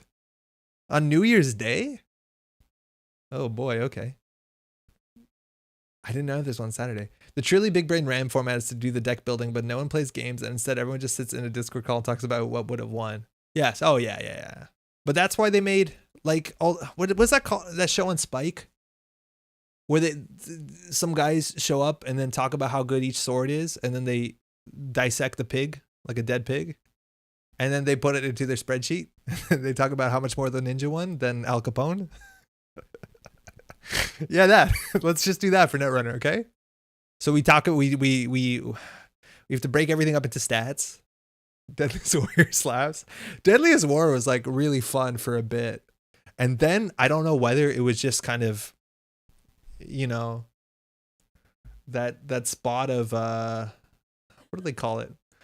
Basically, you know, there's this eventuality where you have a show on Spike where people are competing that over a great enough period of time, it's going to become from 90% the show, 10% smack talk to like, you know, the exact opposite, where the majority of the show is like two buff, I'm assuming historians yelling about how the KGB could defeat Cowboys or whatever the show was. You had me at spreadsheet. Oh man. Who would win, Pinsal for 2018 or Dan for 2015 or podcast content? I'm here for it. You guys made that podcast and I listened to it and I was pretty upset with you guys. So, yo, Catherine, what do you mean? Let's do that. Never players already do that. You're totally right. Okay, we need to make cards. Like, and by cards, I mean like trading cards that have stat values, and so that we actually can make a structured game. So we don't have to play this game anymore. We can just slap the cards down and be like, oh, I got peak 2021 White Blade versus, oh boy, Dan Dargenio, but 2013 if he was playing. So like he's probably still good, but not like he didn't win Worlds yet. Wait, this is not. Where are we? We're not the right place. This is where we were meant to be. Okay, Blueberry Diesel, resource, criminal, connection, cost 0, already good. When you install Blueberry Diesel, host the top 3 cards of your stack, assumingly on it. They'll have no use, that's fine. Shuffle 3 cards from your heap into your stack, draw 3 cards. All right, criminal, recursion. But you do get a shuffle and draw 3. So this is a Diesel on its own that eats 3 cards. Honestly, cool card. Would I play it? Yeah, this is fine. It's potentially quite problematic in criminal because you have one of every breaker, and if you're Blueberry, Diesel eats it, you're done. You're done. Played 0 against perfection. Literally, my Steam today was Simply Onion made a RAM, and then he made Ginevra and all made Crim decks, and then just talked about which one we thought was best. Played 0 against perfection. You're a second. Who won? Neural network is basically a black box of inputs and outputs. You scramble the path from the inputs to the outputs scientifically-ish and judge it/modify it based on how much you like the output. This is criminally simplified explanation. So it's like art?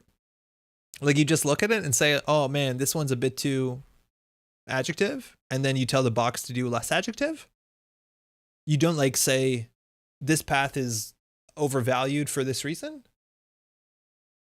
Diesel, 1 influence. Yeah, but that host 3 cards is actually fascinating. This is cracked labor rates. Aren't you worried about host the top 3 cards? Oh, you're right. It's cracked labor rates at the end of the game when you have no deck left, when you're doing max stuff. Yeah, that's really quite good. That's a cool card, though. That's a really cool card. Kilra. So I take it these names are also like neural networked, right? Like this is a combination of Chiashi, I guess, and Noreen. I don't know. When you're playing labor rates with top 3 cards, yeah, no, you're right. It's really good in that. You give it a grading criterion, so there's some heuristic of success. It's free real estate. You have your no cards. So it's a 4-2, fine. Like as soon as the neural network dumps out like a 7-3, like you're like, or like a, like a 3-3, you're like, okay, we need to talk. But a 4-2 is fine. When you score this agenda, place 1 agenda counter on it. Sick. Host an agenda counter. Install a piece of ice. Gain 2 credits for each remote server. Do 2 meat damage. Okay. All right. So we're literally critiquing this robot. Literally any one of these separately would be okay. Do 2 meat damage for an agenda counter is like a playable Wayland agenda. Admittedly, you only get 1 counter.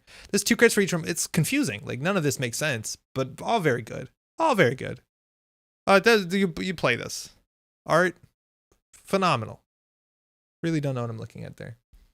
This agenda, yeah, this agenda is probably playable. Probably. I built Andy Despy Sucker with Amakua, and we sort of agreed that was better than 409 Tap Dancer without Zamba Rubicon and Andy running E3 and not many targets. Oh, yeah, okay. This card exists, called Broad Daily? Yeah, it exists, but it scales. And you can only use it once per turn.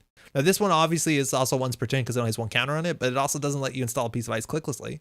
Now, this install 1 piece of ice clicklessly, that breaks the game, right? Like, we have no click. What is the one that Dan D'Argenio made that has a boat on it? Yeah, Cursed Timings is exactly it. Cursed Timings this is Cursed Timings printed all over. That's the art is Cursed Timings. Because what do you do when they approach the server and you install an ice and now I don't know where they are anymore. Playable. Hedge Funcom, 4516. Wow. Gain 7 credits. You could play this. You could. Well, would you want to? Would you be happy playing this? It's like the kind of people that are excited to play Building a Better World, right? Like there's so many people playing this game that probably they exist. And maybe, you start with what, 12 credits? You can Red Planet Couriers turn 1. Oh boy. Busted. I don't know about that. I don't like this one.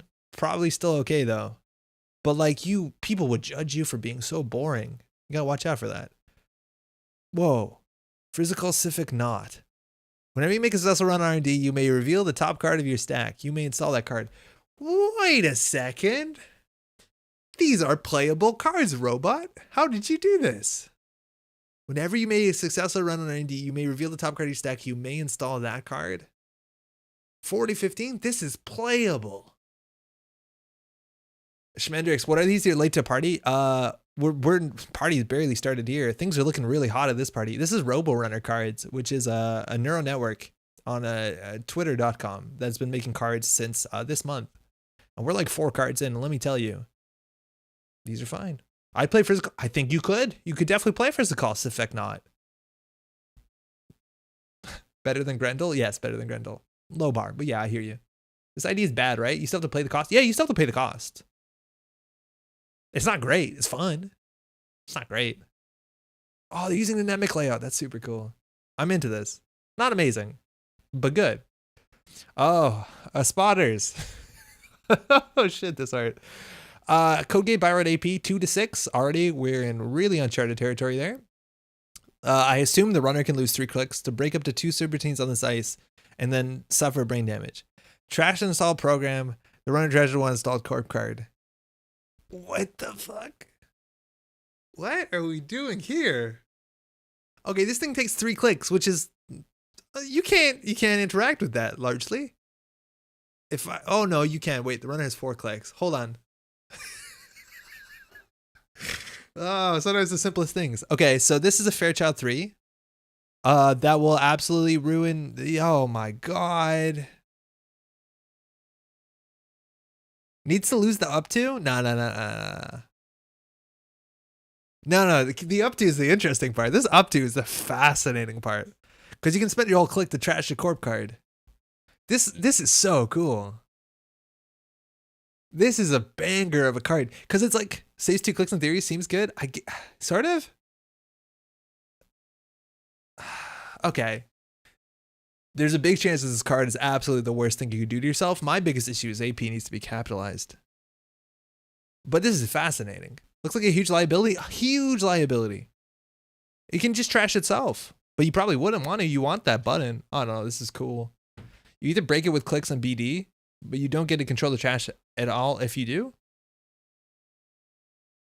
Yeah, if you break it, it doesn't fire. But break up to 2 means you can break the first one and then the runner trash the one installed corp card. And take a brain damage. Oh man. Yeah, these cards are really skill testing. I think this is cool. This is a good robot. You've done well here, robot. 15 tweets? We're like 5 tweets in and we've done good. All right. Magnetic ether. Okay, let's continue. Hedge revel. 9 to res, 2 to trash, pretty bad. Triple click, gain 3 credits. Okay, so we can all firmly say, well, this has been a skill testing question. This is a toilet and a half. Why would you do this? There's no reason. This one's bad. This is unsalvageable. This is like proof of concept that the robot can print out words on a cardboard. That's good. Do you not see the insane product recall synergy? You Jeeves click into product recall. God, it's an upgrade. It's a region though, but it doesn't have the region text. So yeah, you break your bait grid. You're good to go, man. Melange, eat it. Data suck. Run event, 3 cost. Run archives. Accessible instead of breaching archives. Yo man, draw 1 card. Sick. That's really good. Yo man, draw. This should be celebrated. That art is like honestly pretty cool. For 3 cards, you might think that's a lot, but like this is a very rare effect, especially a shaper effect on archive. Yeah, man, draw 1 card. All right, dying hardware console, 3 credits. It's Nakamatsu. Or not Nakamatsu, excuse me. What was that white one? Was the yo man? Yeah. This is a card. What is this? This is just a neutral card in a console slot.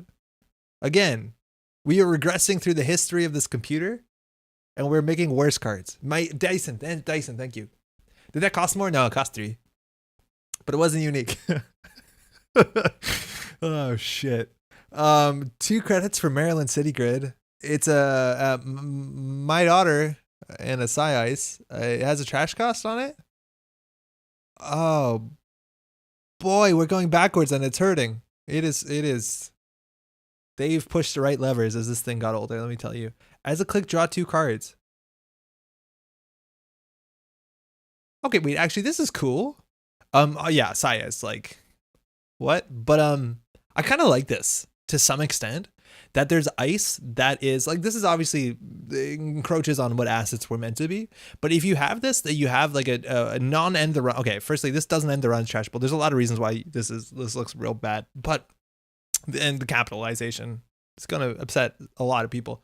The idea is that if you have an ice that has an ongoing ability that exists outside of it being encountered, I think it's fascinating, right? Like things like Rhyme, LOL, border control, obviously immensely powerful. But like if you paid a premium on an ice that is undercosted, but it gave you a permanent once per turn click to draw 2, right? Like maybe that's busted. Maybe that's busted.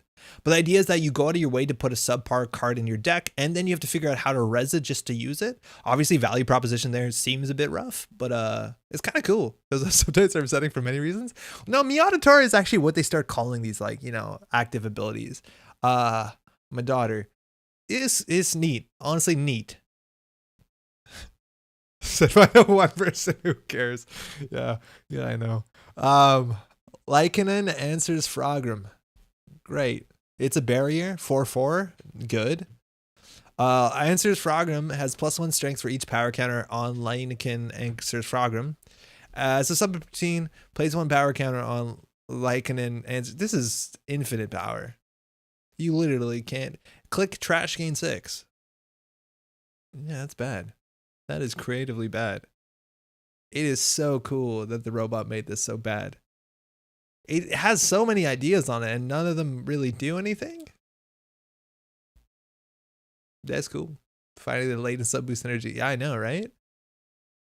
And I think there's a frog in there, which is probably the best part about this. It's good because like, it's so cool, the idea that this robot could like analyze, you know, how many years has it been now? Like 8-9 years of Wayland barrier ice, and realize you got to make it bad. Otherwise the people are going to notice that you did it wrong. Are these potentially getting added to Netrunner? They seem cool. Biscotta, how's it going? Happy holidays. No, this is just a neural net put together by Magnetic Ether on Twitter, who's been tweeting this stuff out. This is by no means affiliated to Nisei, or it's going to have any sort of... You can print them if you want. Frogrim? Because it actually is Frogrim, huh? Look at that. Okay, hold on. It's called Fair. 0 credits virtual. Click, trash, gain a click. Fantastic. If you have any, click, remove all pieces of ice protecting HQ. Holy shit. When I see things like this, you know, like click, trash, gain, click, this reminds me of what Sundew has become, right? Like we've all agreed the card abilities have this written on it. We've just ignored them, right? Click, trash, gain, click. Oh man. If you have any click, remove, yeah, that's not fair. Sundew. The ice art is phenomenal. I'm also very interested in how this art happened. I guess the art is attributed. Design doesn't steal some of these ideas. I will hand in my playtest. K-Rix, upgrade region, it's NBN. It's 4 influence. As an additional cost of stealing a gen from the server, the runner must a dir file virtual resource. The runner may jack out. That's gonna be a hard end run for me, bud. What is it trying to say? Must a dir file virtual. So, okay, from my understanding of how this works, is that it understands what English is meant to look like, but then as soon as it hits, you know, Netrunner words like virtual and whatever dir file was meant to be, it like, you know, bricks a bit and panics and doesn't know what to do. Yo, Zach, how's it going? Greetings from Jamaica. Yo, are you in Jamaica right now? Are you serious? Yo, happy holidays, man. Hopefully you're doing well. That's amazing. Dirfling and Dirtual just blows out all tempo. The runner has what is this meant to say? Oh, that's amazing. The art was probably done using Deep Dream or similar. When you feed it a text string and it paints a picture. Wait, can you feed a text string to Deep Dream and it actually will like source art to merge together? Because I thought you had to give it stuff. Oh, this is also on Trashable. That's true. But the runner may jack out. Stoppable. How's it going? Fair seems fair to me. It says right on it. It's right. It is fair. It's unique. It's fair. I also can't believe you don't have to trash fair. Oh no, you do. Never mind. Surveying. I don't even know. 2 credits, 1 MU, 2 you cannot access an addition. oh boy. Yeah. Well, it's Nisei was really proud about the design of some cards like Rizeki because it just had a very simple ability, 1 line of text. How far can you go with 1 line of text? Surveying Axis has done it again. God, that art is absolutely haunting. 1 more night here. Miss you, buddy. Catch up on my return. Yo, looking forward to it. Safe travels. That's super cool. Happy New Year, man. Maybe not Daydream, but Wombo. Oh, yeah, that's right. Durfiles maybe forfeit. Cots, how's it going? Yeah, you might be right. I'm assuming it has to be. I just don't know how they got there. This is cool. That Wanza tech. It's like so wild because as much as all of this is obviously like pure polenta, there is some situation in which you consider this. Again, you'd attach it to more polenta, but it's polenta all the way down. Rip ganked. Oh my god, I hate this card now. It ruins ganked. Fignover. This card is not trashed until another current is played or an agenda scored. The corp cannot res ice. Wow, that's a ridiculous card. It'd be a shame if it cost 2 credits. What the hell is this? What is it? That's a current. You can interact with this. This one's fair, actually. This is balanced. Caleb, how's it going? Honestly, an anti-Wanza piece of hardware sounds like something FFG would have printed. Yeah, and it installs for 3. You trash it. You can use it once. Copy someone else's homework. Okay, point. Once per run, you may lose a click. If you do, look at the top card of R&D. Fine. This is a card. We got it. Oh, this is 1 of 15. This is a legitimate card. Now we also can say that there's a recurring theme here where a lot of this art has like pseudo I wouldn't say residential, but like city, urban landscapes that just get all kind of gnarled and mashed up in the background. Like it's pretty consistent that this sort of Wombo Deep Dream thing, what it wants to do is it takes a picture of a town and wants to just mash it all up nice and good. And they're good. They're honestly pretty good. Some of these cards are printable. You just run this robot long enough and you'll have a full set. Oh, this is cool. Yo, kid, I assume OT is trained off of real Netrunner art. I don't honestly know. I have no idea. It didn't come with a lot of it didn't come with a lot of documentation. This is really fascinating. I think I've seen other like, you know, neural nets that are producing cards like this. These are honestly, some of these were like the most interesting, the most fun and fine. They ranged from obviously joke to fine. Oh boy, this is super cool. Where does this come from? Magnetic Ether, which I opened. Collective Queer Musician Board Game Enthusiast. She her runs Robo Runner cards. Oh, that's so cool. And there's a band camp from Toronto, Ontario.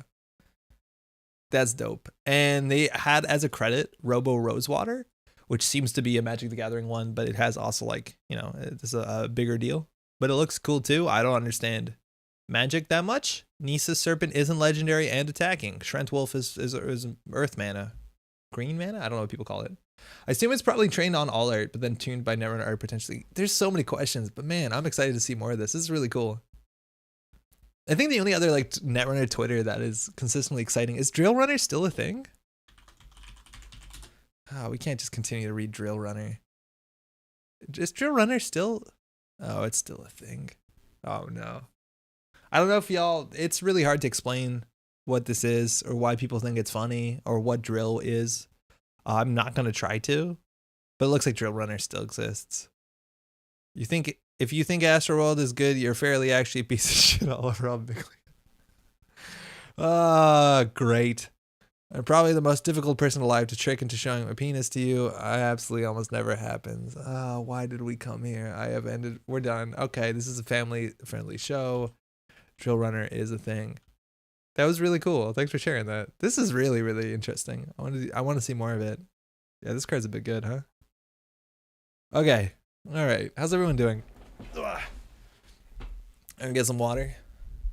I had this issue where I was with my family, and my family drinks a lot of coffee. So just constantly, hey, do you want a coffee? Have a coffee for like a week. Every hour, my dad would be like, you know, at reasonable hours, hey, we got some good bourbon. You want bourbon? We have Cocktail in the fridge. We have Cocktail and bourbon all the time. And then I come back here, and there's no external peer pressure to drink liquids. And so it's like 5 in the afternoon, and I realize I've had no liquids, and I'm wondering why my head hurts. So, cheers.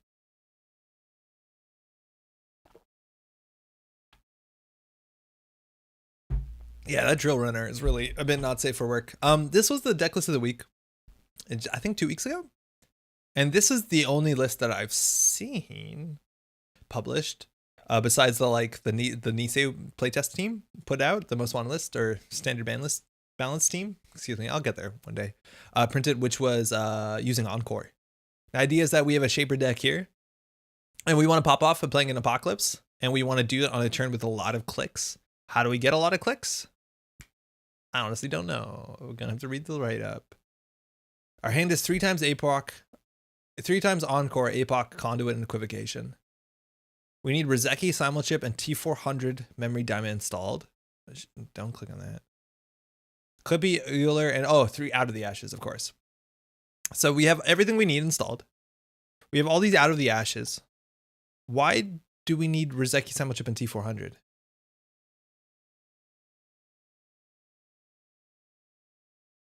This deck contains 2 cards that are pretty wildly agreed to be bad cards trademark. The first of which is T400 Memory Diamond, which I think is only for 6 hand size. But I'm pretty sure we could play Super Corridor if we really wanted to. We also have Guru Devinder.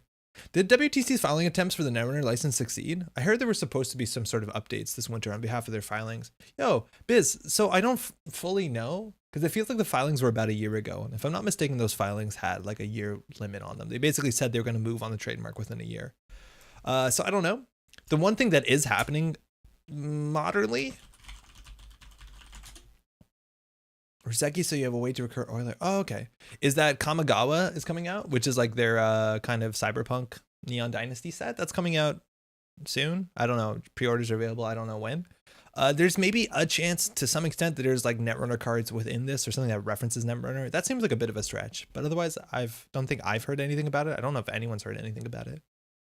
But I think you're right that it's about a year to date, give or take. Okay.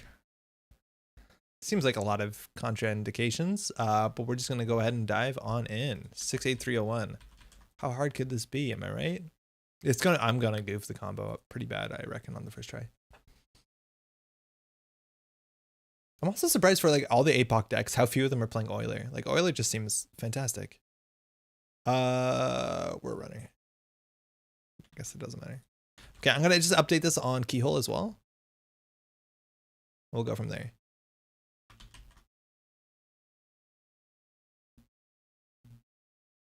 Cool. Has anyone had experience playing, you know, combo Shaper since the standard ban list? Because we didn't see really any of it at Worlds. I think we saw a bit. No, we didn't really see any at Continentals, did we? I think the only thing that I remember seeing is like the Fear of the Masses deck, which, oh shit. We're probably not going to combo off here. I think this outfit deck is going to go a bit fast. Oh, Eric DC'd. We're good. Got him. Opening hand, Diesel, Gamble, T400. So this deck, I have no doubt, is going to try and push the issue and close the game out pretty quickly. Border control is also pretty obvious, and Crisium Grid, which are things that we can deal with, quote unquote. How? Out of the Ashes, I think, ×3. Excuse me. Yeah, Out of the Ashes is kind of the way that we can deal with those. But our goal here is just to get our money up and get our combo together, which I guess some of the cards here are okay for that. Like Gamble, Diesel is fine. Thanks, man. You too. But generally what Eric does is anytime that I'm about to play a deck that he does not believe is like top tier, he will come in and absolutely spike the game. And by spike the game, I mean like play the hardest. So it's kind of on us to like solve this. So I think we can Diesel here. And then we can do, I think he might actually Arc Lock us down. We can do Sure Gamble into Earthrise would probably be fine. We'd have to throw out 2 cards, which is 2 out of the Ashes. This is fine. Turn 1 APOC, honestly, who knows? So I think we install this and then we throw out a Paperclip and hope he doesn't lock it down. If he does, we concede. And 1 Uda. This is probably Rashida, yeah. There. So she's off to the races. Did Eric mull? Eric kept. That's terrifying. So we just want to keep our card draw going because that's the one thing that we're pretty bad at. We have to click to draw a fair bit and see how quickly he can score at. Earthrise, we're not going to do Out of the Ashes. No, thanks. Oh, that's good. So Diesel. We can do Hedge Fund. From here, we can throw out a lot of things in the bin. I think we will. We can also play Memory Diamond, but increases our hand size, which is actually something that we want to avoid for a while because we want to throw these 2 out. So if we draw, we can throw 3 out. That's fine. Okay. So we're just missing Euler, I think. Yeah, Euler. We want to get a Simulchip down to install the Euler. But if we get locked down, we have to like somehow win, which I think is it's possible on R&D largely. We have no other pressure. And our hand has to be what? Triple Encore, APOC, plus something else. Conduit and Equivocation. That seems a bit greedy, but I see where they're coming from.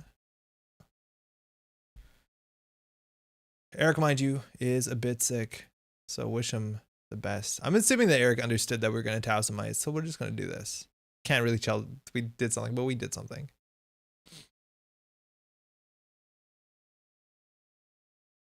Okay. No, thanks. So we honestly could consider VR caching first and second. We would have 9 cards in hand. We'd do this last. Yeah, that's probably fine.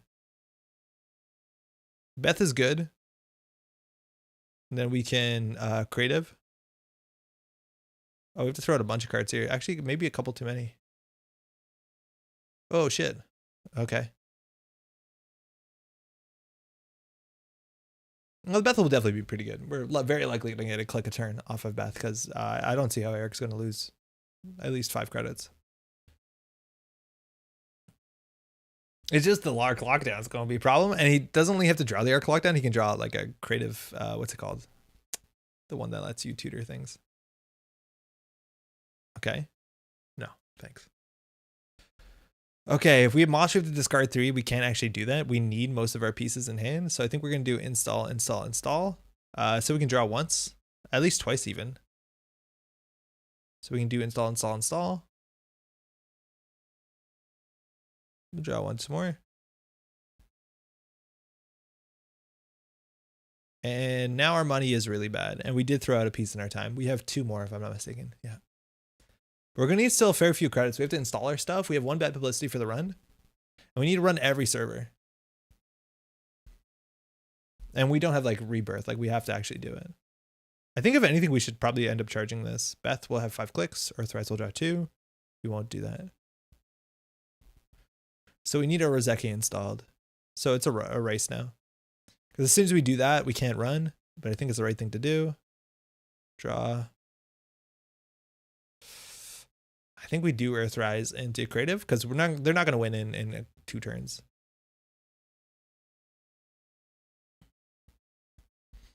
We're going to consider throwing out the moshing there. It's a bit less weak to what's it called? To lockdown. Earthrise. Guru Devinder? Oh, this actually could be a complete image deck. We need to play the Guru Devinder. Or not complete image. What's it called? Neurospec. This actually could be a Neurospec deck. I think we're going to put down the Guru Devinder for sure. Yeah, we definitely are going to play this. Because this looks like a huge Neurospec setup. And this is the 1 tech card that's going to like dig us out of that hole.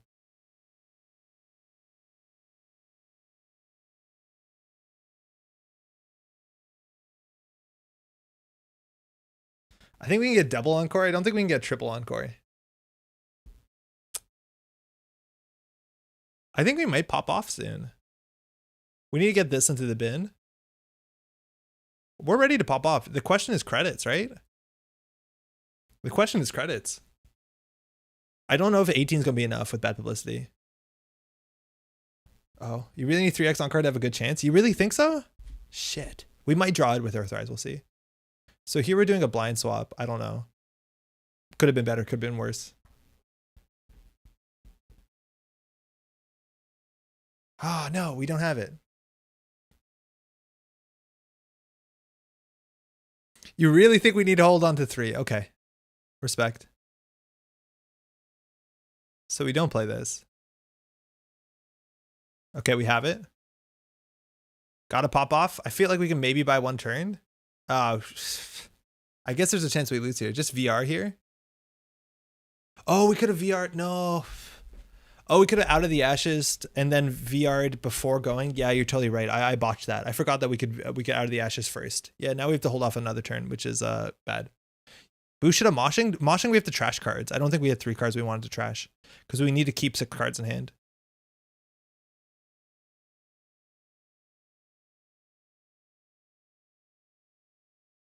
I think we might even have too many cards. Get rid of that.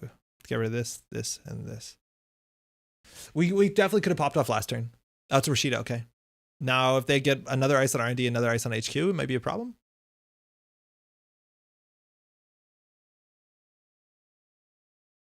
Yeah, the VR is fine, but we're not doing anything but clicking for credits for the rest of it, so this is fine. If anything, we lose here to Asylum's Hospitality. Because if this is the Neurospec deck, it has Asylum's. But I think this is a problem here. I don't know if we can win off of the amount of money we have. Well, we're gonna try. We're definitely gonna try. It's a trebuchet. Fantastic. Fantastic. What does this do? Trash 1 installed runner card. So if they hit the simul chip, we have no way of breaking things. Okay, but we don't care about the second subroutine. Not that it matters. Well, I don't think we're going to have enough money for this. We have a piece in our time at the bottom. It's a border control.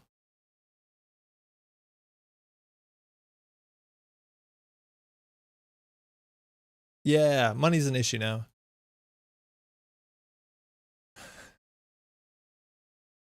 Yeah, I don't know about this, y'all. They have to border control it. So we have 9 credits and 2 bad publicity. We have to run this again. We could run it last click though. The trebuchet doesn't matter on the last click, because as long as we have 5 credits to break this. But I think we've done enough damage. This is ugly. Maybe you could play regular runner. I think we could. The problem is like our money's not going to keep up. Like all we have is a single Rozeki and then 1 tick less of the daily cast, and then we're done. But I think we have to destabilize him a bit. Run HQ, yeah, we will after. We still have 5 clicks. I'll trash like a wall-to-wall or Rashida here. Oh my god. Stop. Trash 1 runner card. If it trashes a simul chip, we have no decoder, so we have to actually break everything.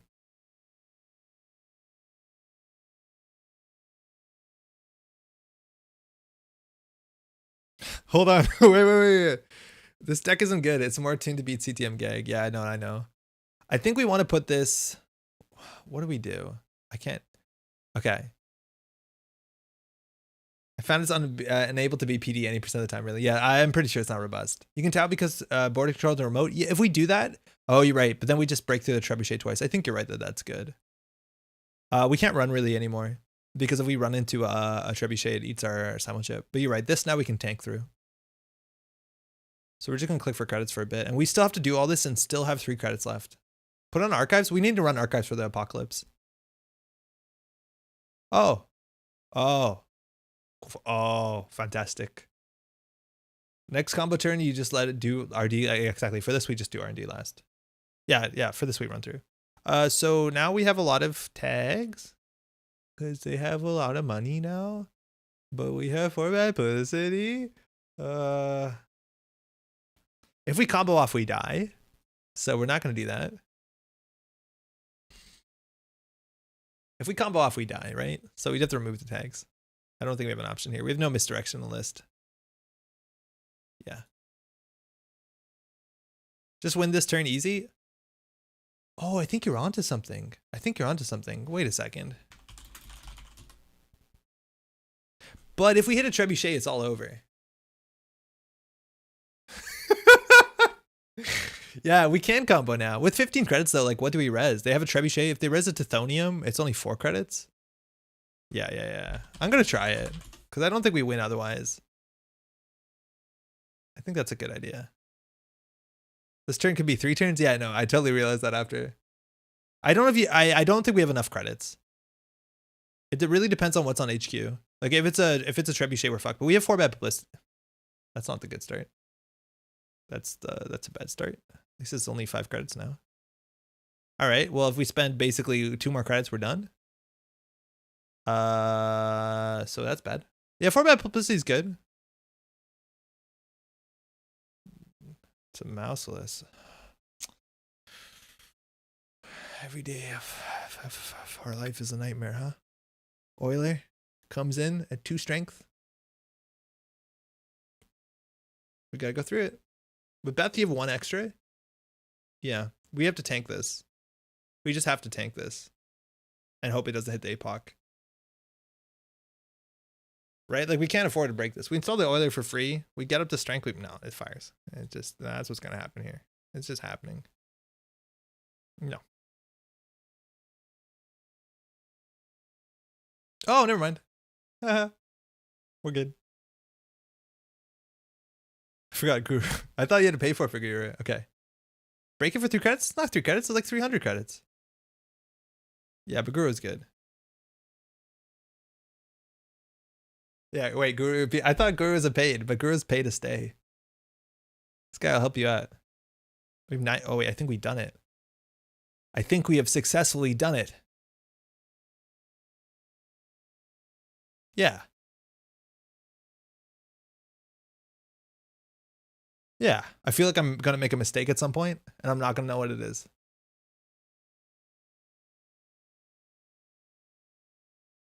We have to win now, though. And we can't install mid-run, so we're going to have to install, like, one of these. And we still have to APOC, though, so it's going to be a problem.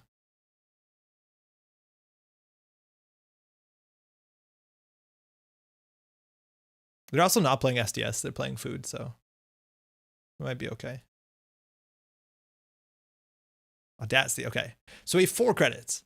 So we obviously APOC, right? Like that's the place you start, but then we're on 1 credit. So then we do encore, encore, encore. Okay, we're definitely hitting this button.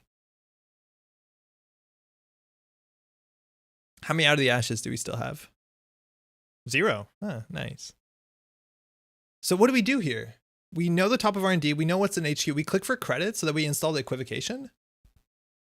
Right? Like, do you ever click? Oh, conduit's better than equivocation, right? Yeah, conduit's no, it's equal. Conduit's cheaper than equivocation. We can only afford 1, so it'd be conduit equivocation, right? Please, someone correct me before I do something stupid. All right, so it's still our turn. Yeah, equivocation digs as hard as conduit. No, oh no, conduit does harder, but then we spend 2 clicks to set it up.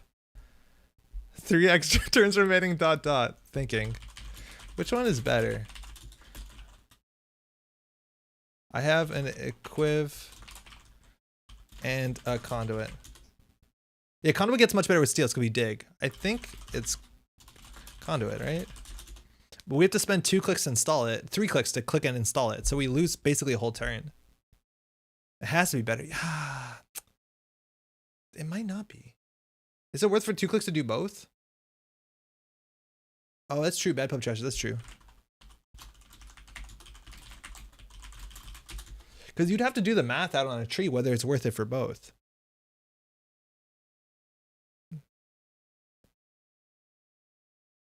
Okay, let's see. Die to snare. You snare me, buddy. 5 bad publicity, so we can trash stuff, which is good. Oh, they don't draw. Yeah, right. That's annoying. I forgot they don't draw. Because they don't actually have mandatory. It's very rare that we win this, but we trash things for free, which is actually, that's a huge part of why Conduit's better. Rebirth into Roborunner already, install both? Yes! Got him. Yeah, okay, this seems good so far. Oh no, yeah. No, that was good. Biotic, mouseless. Get rid of that. Yes. Okay, we still have another turn, right? Mouseless. Oh my god. Damn, we're good.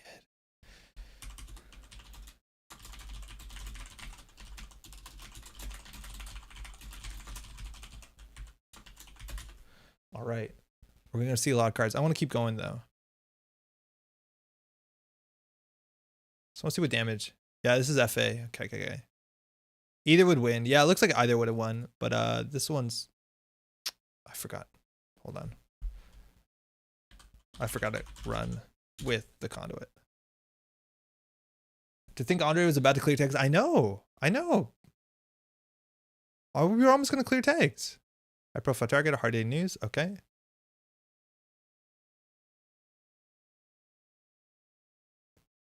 Yeah, I did forget to click the conduit. Yeah, you saw it. Yeah, the free trash is off the bad publicity is amazing. I just want to see how much deeper. I don't know if we're going to see more agendas. Oh. We get 1 more. Yeah, conduit was way better.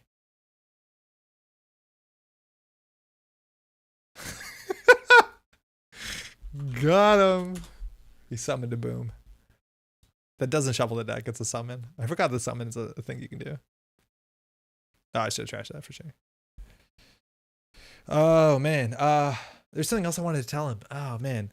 I was so happy to get Guru down. GG. I thought you were neuro spiking. All right. Well, this deck seems okay, I guess. I can't believe that we ended up spending like 27 credits on trebuchets. Like, that's buck wild. And obviously the bad publicity matters in this matchup, but the border control off the remote was really good. Like, that was, you know, peak Tau being relevant. Ooh. Equiv means you don't access Audacity on top. Yeah, Equiv does help for that. It forces a draw, so basically every dig you see deeper. It says on Neuros by gaining band upgrades tragedy over time. I know. Okay. Did we do another? It's only like 11 o'clock. I think equivalent was like 5 less accesses or something. Yeah, it was probably 5 less accesses because, again, the trashes and the agenda steals let you see 2 cards as opposed to just 1 with equivocation. Oh, not exactly Not entirely, but yeah, it does seem. Ideally, you do both and you see like a absurd amount. But yeah, I think intuitively it seems like the conduit would be the right play. It's weird I said intuitively because I could not figure it out when the pressure was on. I'll try another one. Yo, what's everyone doing for New Year's this year? Like, is everyone basically, I don't think forced is the right word, but is everyone staying indoors on is that, it's just like last year, right? Like that's what we're doing here. We literally are not allowed to go out past 10. I think a lot of places are shutting down their like, you know, outdoor celebration stuff. Maybe it's a bit different in the States. But in Canada, yeah, that's what we're doing.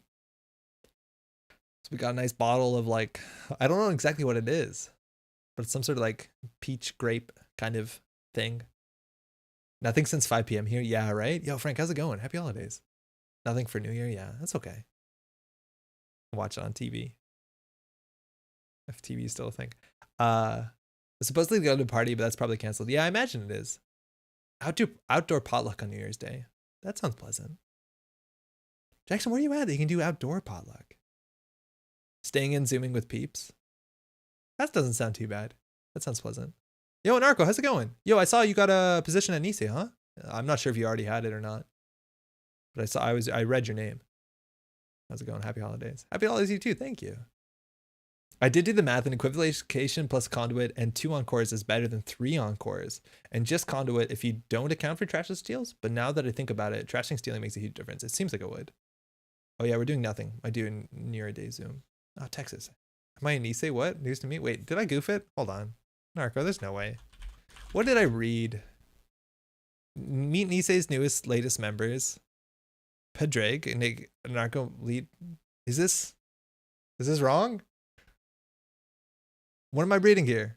Oh, okay. You're memeing. Congrats. You can't meme like that on text. It doesn't work. This is really cool. Math is OP.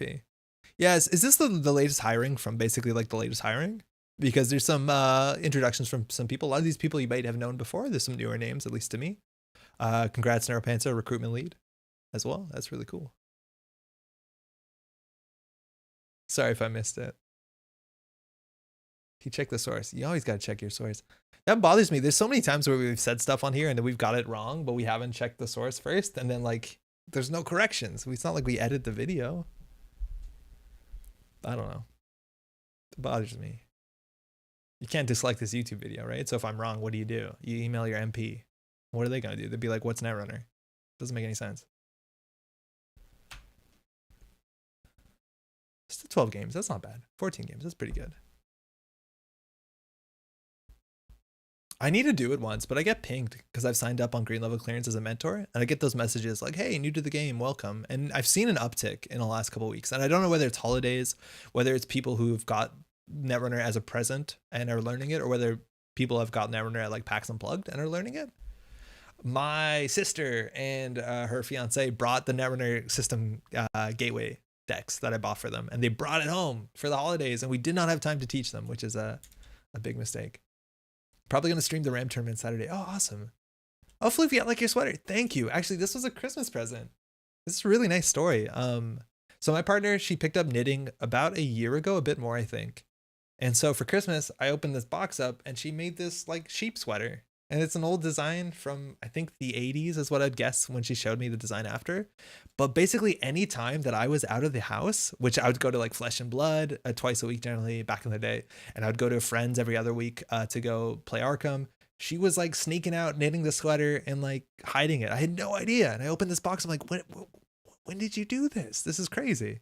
So she knit this up and she knit up a hat too, which is really nice. And she knit some stuff for Secret Santa. This is lovely. Absolutely fantastic gift.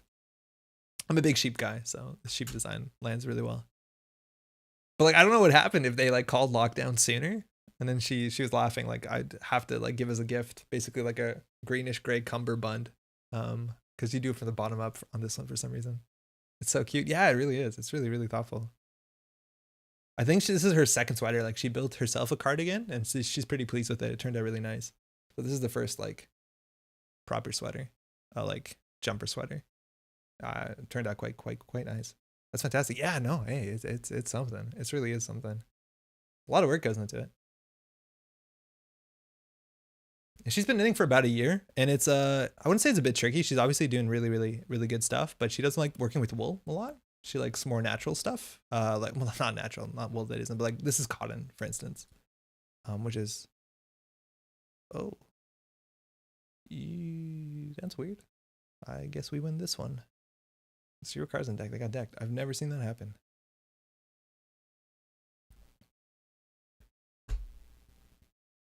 Okay.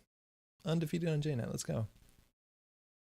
Yeah, one thing I got for her for Christmas is I got a picture of our cat, Nanico, and you can upload it onto websites that basically pixelate it, if that's the right term. And so they pixelate it up and put it into like little cubes, little blocks. And then you can put into a program that basically will turn one pop off. Nice. Yeah, right.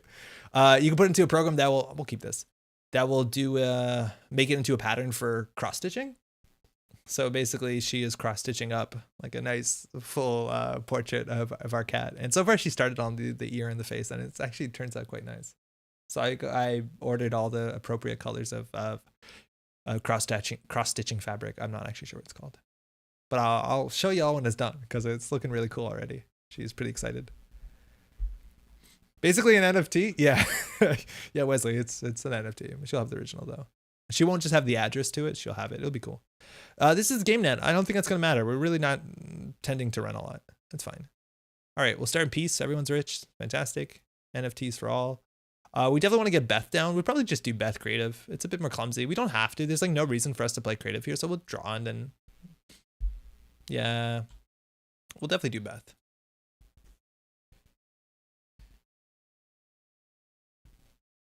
Got a fun automatic watch. Yeah, this seems like a good matchup for sure. If they get down like the printing money card, their whatever daily quest, that might be a thing. Is an automatic watch like a game that ended, or is that actually like a gift, a watch? Okay, upgrade, that's fine. We care about upgrades on centrals. They also are like a 54 card deck, right? They're playing more than they need to. Seriously, I think my wife would like that. She's super crafty. It's really fun, and it takes a bit of tinkering to get it to look good, because, you know, it's an algorithm, but we spent the time in it. I think it's going to turn out nice. Oh, we can throw these out. So do we ever open with VR-cation? I feel like we just try and dump as much as their hand as we can, but it's a bit awkward. I'll open with VR-cation, whatever. So we'll get this down. I think we can do Gamble Creative. We want to keep our hand size down. So we can do Gamble Creative, and then we end up on 6, which so we can discard the... Oh, counter clicks, y'all. That's fine. That's fine. Oh, it's a Sansan. Uh-oh. Oh, they pre-res that. They have 3 credits. I think we have to take their Sansan down. I don't think there's any way we don't take their Sansan down. They're on 3 credits. What can they res here? They have a click left over? Don't mind if I do. We could actually spend this click to run on the server for free, but I want to gamble first, I think.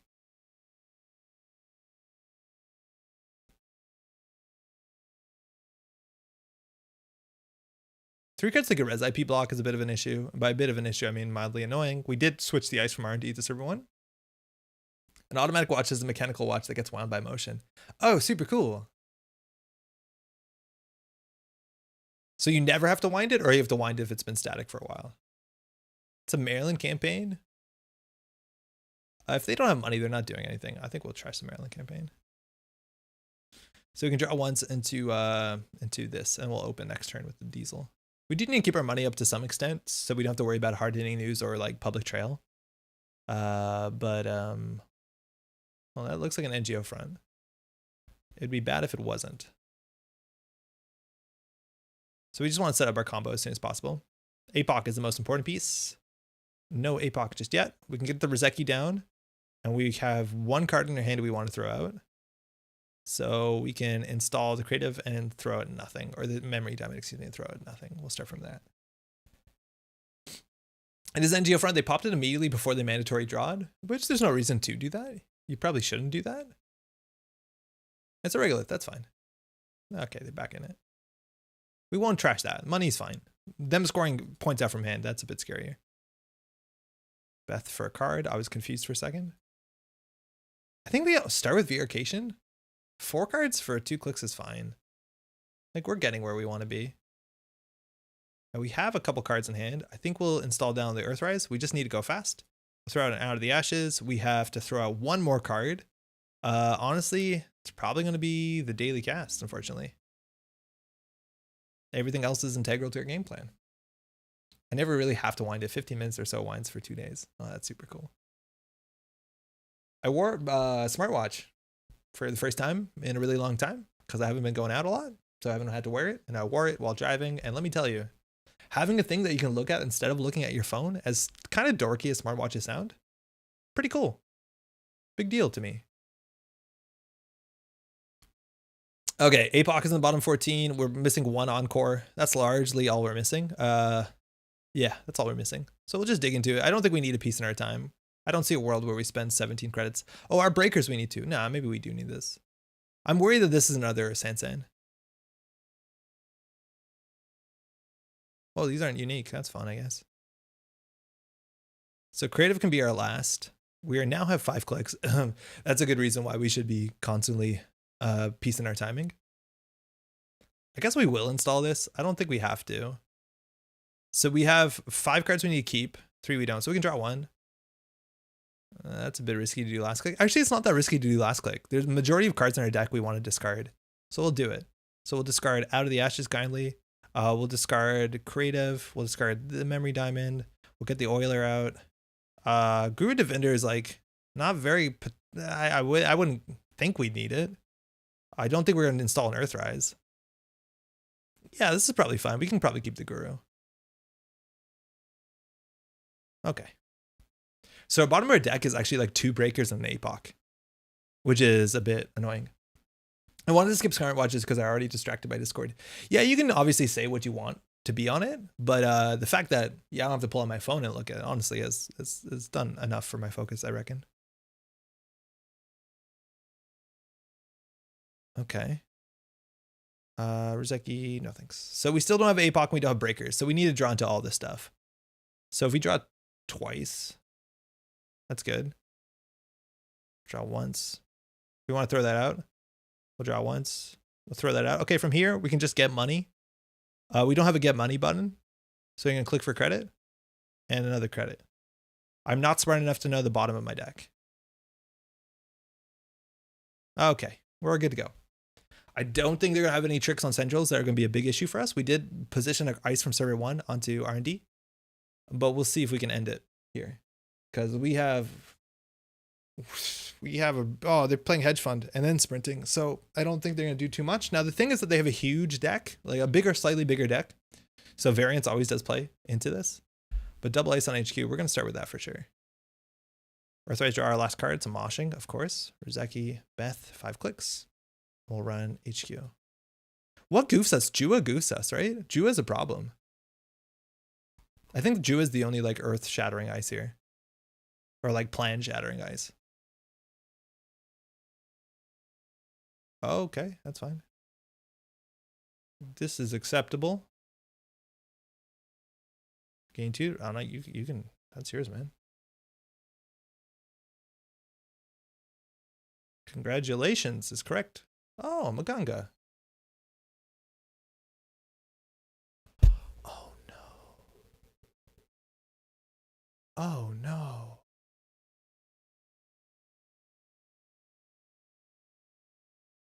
Guru. Guru. Always install Guru if you don't know what's happening. We have to win the side game. If we fail the side game, it's not all gone, but it's potentially gone. 1. Shit! Oh no! Hopefully they have something stupid like a congratulations on R&D. All right, well, we lost APOC and equivocation. Always Guru. That's fine. Another one. Fantastic. Going R&D. It's a toll booth. Ah, fantastic. Fantastic. How do we resign? Is there a resign button here?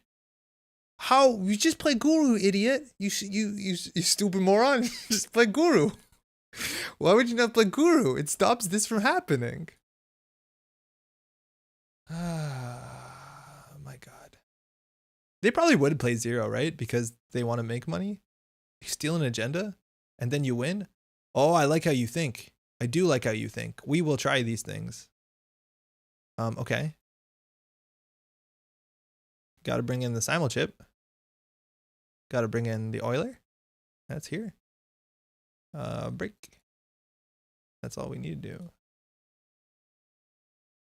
No, yeah, we might be fine. We. Oh, sorry. Oh, no, break. There, broke it. Yeah, if we still in agenda, we're okay. But like, not even a problem. Wait, how are we okay? It still seems kind of bad, y'all.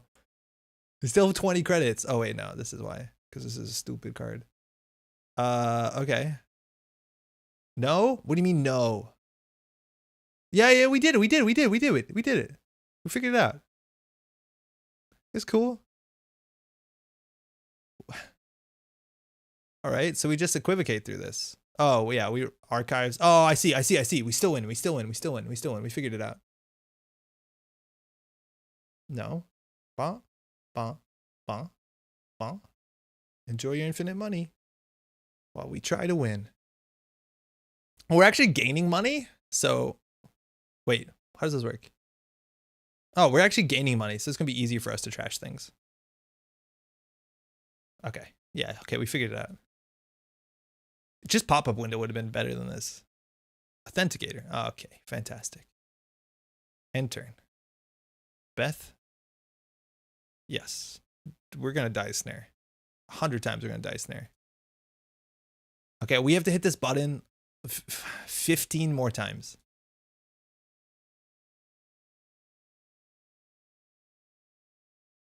I really hope they don't have a CVS. Doesn't look like they do. It's cool that we're making money. Okay. So now our 15 clicks of dig start, and we can trash things. We can't trash an authenticator. 1, turnpike, loot box. Okay. Okay, that's an agenda. We take those. Swap. Come on. In theory, yeah. Potentially. Was anybody scared that I was gonna goof up R&D? Because for a second I was. Okay, we're good. Again, hit this 15 times. I hope you're having a good evening playing Netrunner. Just kidding, we win. Not even close.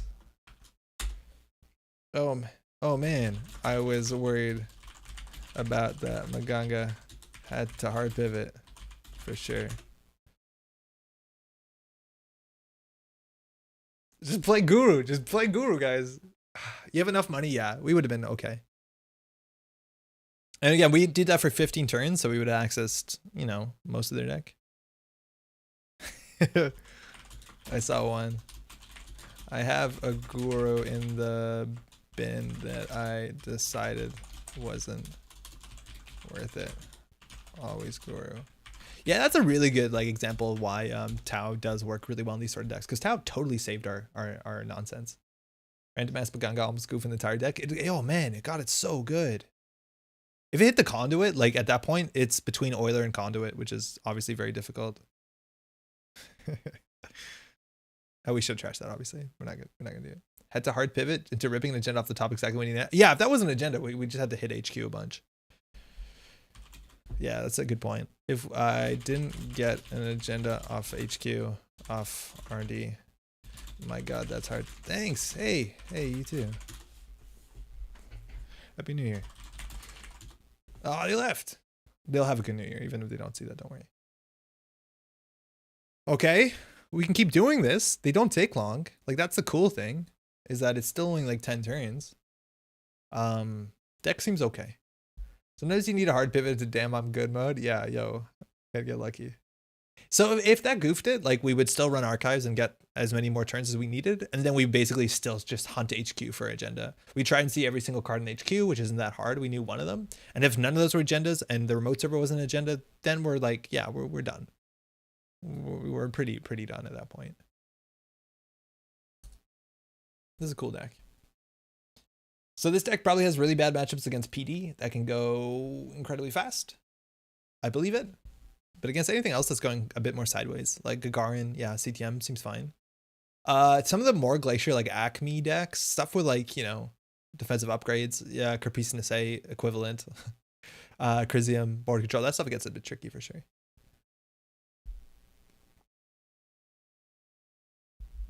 We'll see.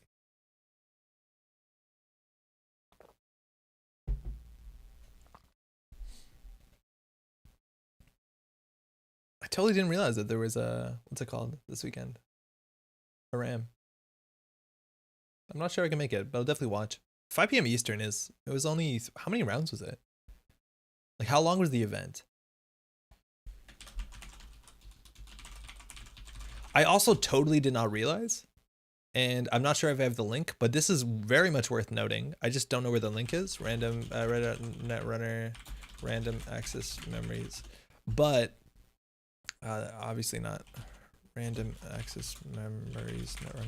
But the website that Lost Geek put together has buttons on it to filter. Oh, this is arguably an okay matchup. It has buttons on it so you click on a pack and it'll show you all the cards within a pack. So you don't need to know it. Like you can just click on the pack. I had no idea. I don't know if anyone has the link to the Lost Geek drafter. Hey. Thanks, you too. Opening hand, we have Diesel, Earthrise. That's fine. Variegation's fine. The Moshing, honestly, I don't know if we'd play it in this hand.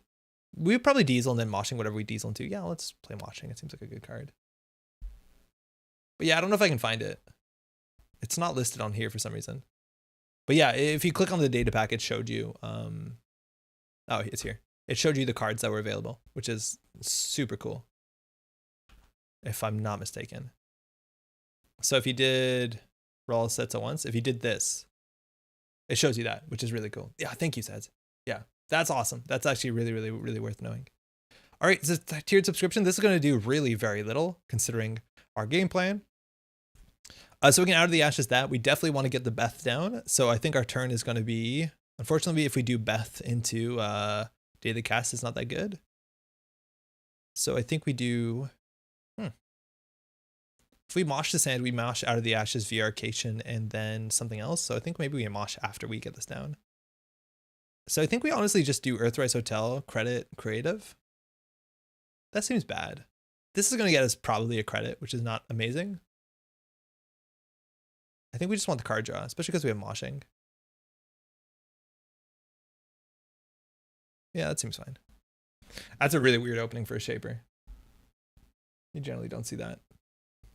In your thub, drawing them a card. Again, they're probably on Sands and City Grid, so we have to go a bit fast. And if we're not charging the table, they are probably pretty confident to just like install agendas on the table. Okay, so we can trash 3 of these. So we'll get rid of one of these, get rid of one of those, and one of these. Okay. We're going pretty quickly.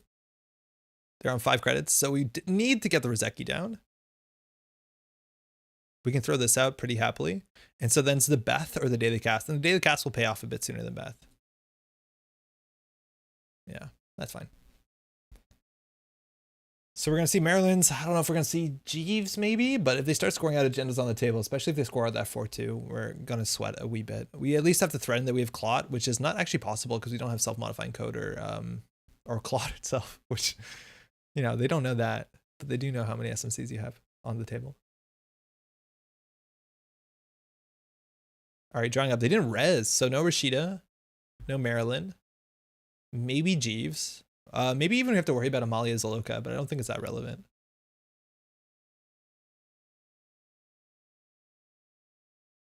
First time I missed a stream because I was playing on JNet. Oh, get out. How's your games? Welcome. It's cool you're playing on JNet. All right, let's go. I think this is an agenda. We're not going to go over this turn, but I don't think we learned much. I really don't think we learned much. We do want to give them the credits so that we get the card draw. So we will give them the 15.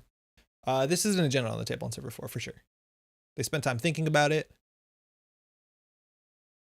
They didn't res the beginning turn. They were confused. This is probably a clever agenda we probably should have ran. It's my bet. On 7 credits, they can't really comfortably score out Sansan. Maybe if they have 2 Mamba Temples. Still playing, just had to say Happy New Year. Happy New Year to you as well. Cheers. Guru discarded, time to get Magangad. You can't get Magangad twice in a row. Look, there's rules to life, and that's one of them. You get Magangad once a year, so we're good for the next like 24 hours. Okay, one of these is an agenda. We're gonna go find out which one. I'm kidding, we're gonna play Peace in Our Time. Do that first, get some good reads. Zeki cast Chang.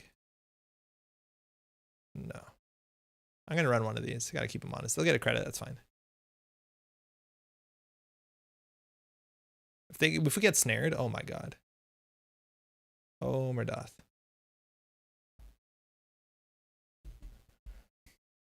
They weren't ready for this. I didn't think we were gonna cross this magical line in the middle.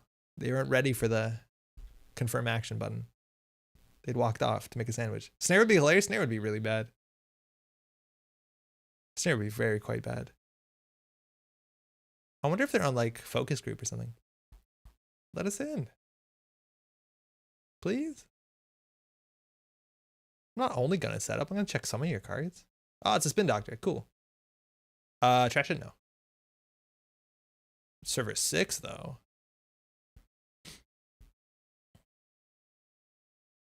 DBS, that seems fine.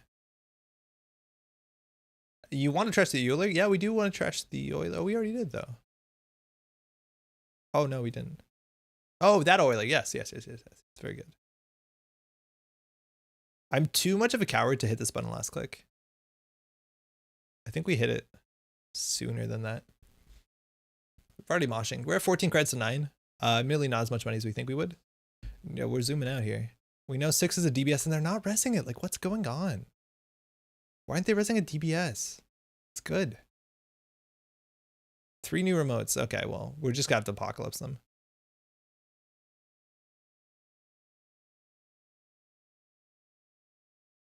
Okay, no thank you. We could use Out of the Ashes to check these, honestly, because we're not going to need all the Out of the Ashes. They get 2 credits if we run. Whatever. Peace. It's going to be the most brutal epoch. Yeah, it's going to be pretty bad. They res an AAL action. I just heard a big meow from the next room. Okay. Okay. We have to discard a couple cards here. I think we might pop off before we get the daily cast down, so I'm just going to creative commission. Cards we have to discard. I'll get rid of one of those. I'll get rid of one of those. We have to get rid of one more. I think it's going to be the daily cast. Game will be over. I know the safest place for agendas is HQ. It honestly might be. It's sometimes not the worst thing against some of these combo decks to like just hoard the HQ cards, especially when they were on things like what was it? The one that lets you see cards for how many tags they have. Like a lot of times the best thing was to do that. Oh, that's not gonna be an issue. You just switch that because you have that button.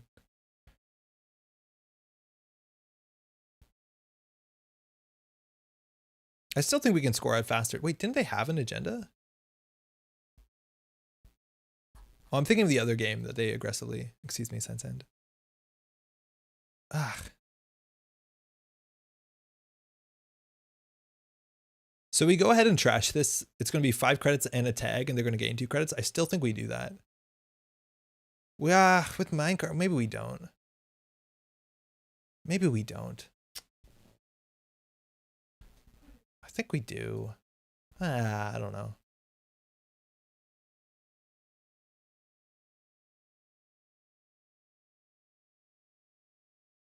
Got to get this down. We have 2 clicks left. We can overinstall on this one. I just don't think that's going to be necessary. We get creative commission last click. So what can we throw out? We're looking for 2 encores and a equivocation. We have still left in our deck a Dyson, a Team 400, excuse me. And we have a paperclip. Unfortunately, I think we click for credit here. No, we could draw and then throw out. Yeah, likely what we draw. If not, we would throw out like whatever's worst. Probably the Earthrise.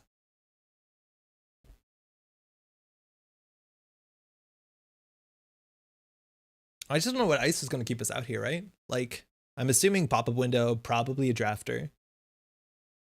Berries are the one thing we can't deal with right now. And Oiler only deals with code gates, right? It's not that's the other one that deals with barriers as well. The stealth breaker, excuse me. Double ice R&D. I see us coming from a mile away. We get a credit from Earth, from Chang. No, thank you. Okay, we'll draw 4. Get this down.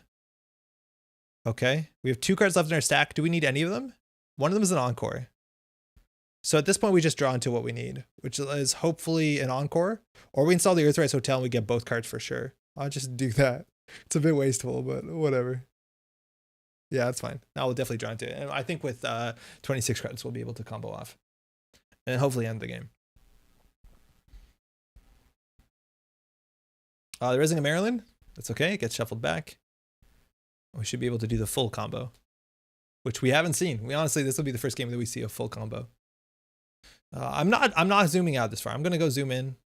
Again, gonna keep our play localized. Earthrise, yeah. Beth Rizeki. Charge R&D. We only have 4 clicks though. Unfortunately, we did not piece in our time, so we're not gonna have a 15 click turn. That's actually to some extent worth setting up. Do we install paperclip here? I don't see why not.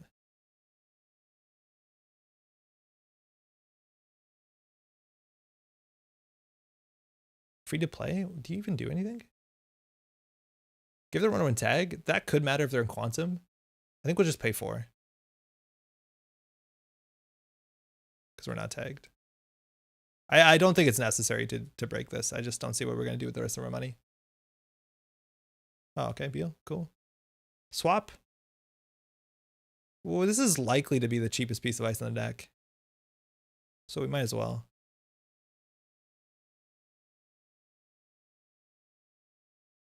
Like, I don't see us spending less than 3 on a piece of ice. Okay. No.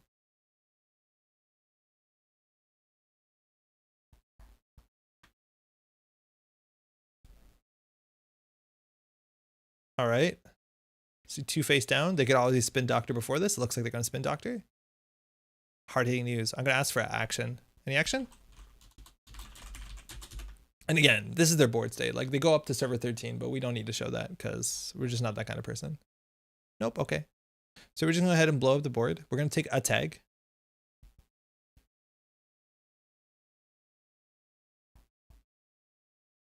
Okay. Then we're going to get encore, encore, encore. And that's it. Do we clear the tag? I really don't think they're in quantum predictive. And if they are, we'll be fine.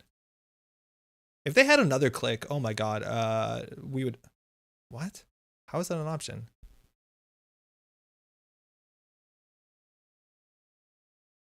Oh, that's weird.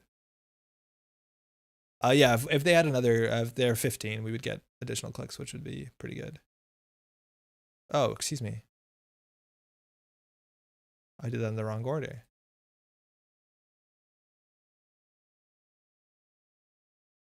So we'll do equivocation first. Yep. Jeeves. Spin Doctor. We need to actually have 5 cards for Bologna. If you play the Out of the Ashes, you get a free run next turn. I'm worried about Bologna. I don't think we can afford to. Just because of Bologna. I think we have to click for credit. And we can't afford to trash anything. Our money's actually short. We might have wanted to stay one more time to piece in our time to put them at 15 and us over. They have tag punishment. But you're right, yeah. In a pinch, we can do that. Oh, it's a bit ugly, yeah.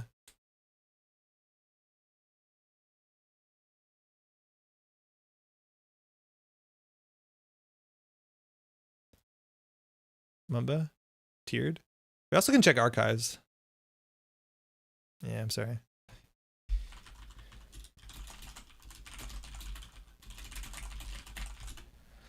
It's not my deck.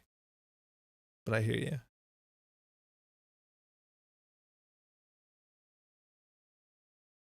Yeah. No. No. No. No. Yes. Where are the agendas at, y'all? Yes. Yes. No. This is like a simple logic test. Exchange. Okay. There you go.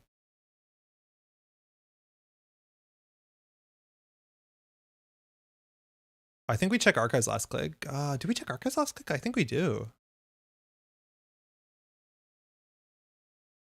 So we see 3 new cards. That's it. Hey, good game.